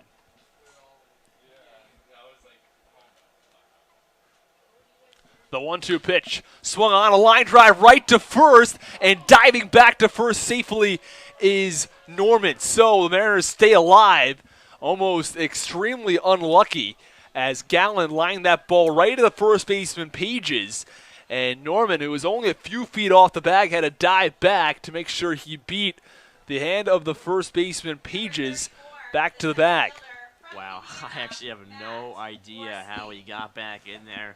But really a good job by Norman, because that would end the game right there. And just getting back in time is huge for the Mariners. So the Mariners stay alive in the bottom half of the 9th inning with 2 outs. They trail 4-3. I would be surprised if Norman doesn't try to steal. First pitch, breaking ball in there for strike 1 on Gorski. He's had a couple of times to look at Thomas and his delivery towards home plate, how frequently he's checking on the runners. And the Mariners would love to have a runner in scoring position with 2 outs. That would make things a heck of a lot more interesting. Wind is still blowing out towards left center. 0-1 pitch, breaking ball in there for strike 2 on Gorski. Gorski 1 for 3 on the evening with a walk. Each of the first 4 hitters in the Mariners' order have a base hit. Gorski taps home plate once. Mariners down to their final strike. Tossing back over to first again is Thomas, and he is keeping Norman close to the bag. He's not letting him steal second base.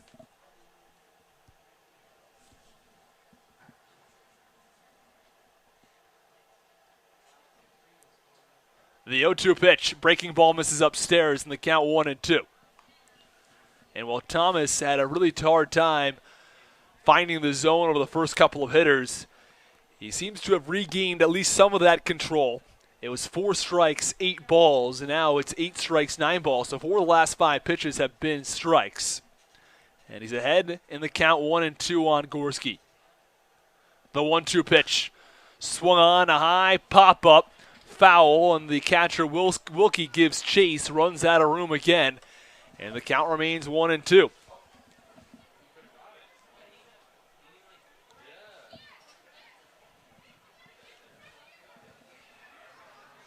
Thomas, the last 2 hitters, has gone ahead of both Gallen. He's been ahead of Gorski in this at-bat as well. Going back to his control. And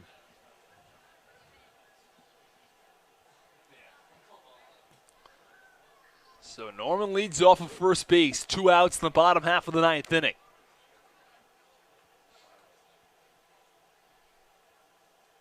The 1-2 pitch. Fastball on the outside corner for strike 3, and the Mariners fall tonight by a score of 4-3. They were close all the way through. They had the bats early on, but the bats did not come through late in this ball game. Mariners had an opportunity to try to come back and win this game. They had a runner on first base with just 1 out, but Gallen was unable to come through, and then Gorski struck out looking. And the Harwich Mariners fall by a score of 4-3 tonight to the Hyannis Harbor Hawks, and now have lost 3 consecutive games. And I think if you look at the positives from tonight's game, there are a number of them. Especially it has to come from the pitching staff, though. It's Jack Dreyer, who had a really strong outing this evening. He pitched 5 innings, allowed 3 runs, just 2 earned, struck out 8, allowed 2 hits and 3 walks. yeah, I mean, just looking back at it, maybe if one thing to pick on might be the walks as well, because one of those walks, came in for a run as well. But overall, only 2 hits given up by Jack Dreyer. A really good outing for him, and then Sutera on for a lead. Really, the only damage done was that long ball for Wenzel. Unfortunately, ended up being the difference in this game, with that being the go-ahead run, and ended up being the game-winning run for the Harbor Hawks. Now let's start back in the bottom half of the first inning for the Harwich Mariners. After Chris Gallen singled into right field, Matt Gorski drew a walk, and the runners on first and second. Shunk would then struck out looking. And Lipsius had a base hit over to right field. The Mariners had the bases loaded with just one out. Yeah, no, again, I think that was, 2 runs was solid start.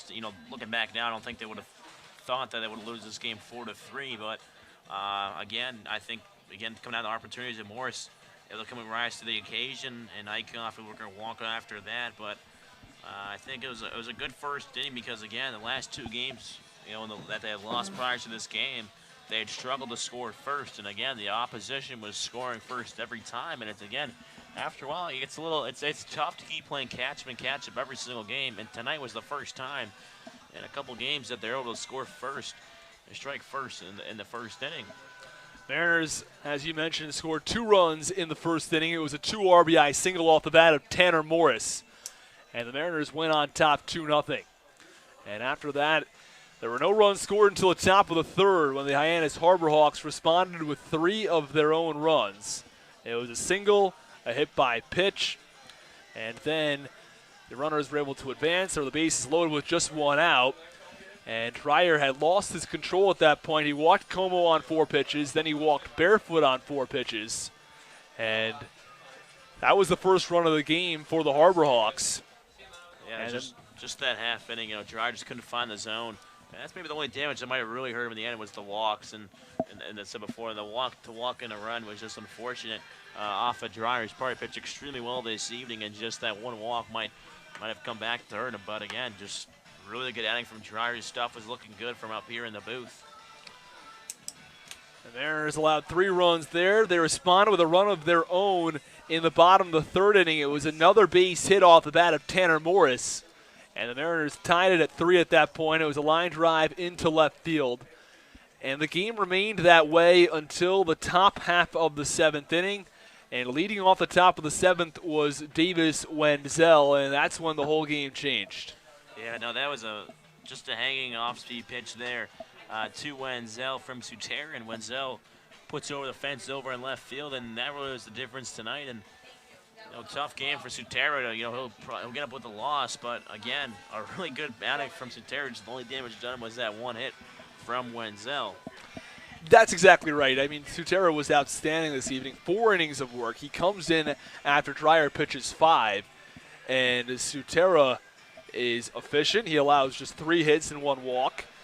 He strikes out 4 batters, and he looked great out there on the mound. The only thing that comes back to hurt him is the solo home run in the top of the 7th inning. If he doesn't allow that home run, he's being praised for having a tremendous outing, and he still did have a very nice outing. It's going to be unfortunate for him to get the loss this evening, but that's sometimes just the way it goes. So that will do it from us here at White House Field. The Mariners were originally scheduled to be off tomorrow, but they're going to be in YD. It's a reschedule of the Friday night rainout. Tonight we will also have the podcast posted with Chris Gallen for Mariners Monday. And that will do it from us here at White House Field. So for my broadcasting partner, Thomas Inzarella, I'm Austin Rooney saying so long as the Harwich Mariners fall to the Hyannis Harbor Hawks by a score of 4-3.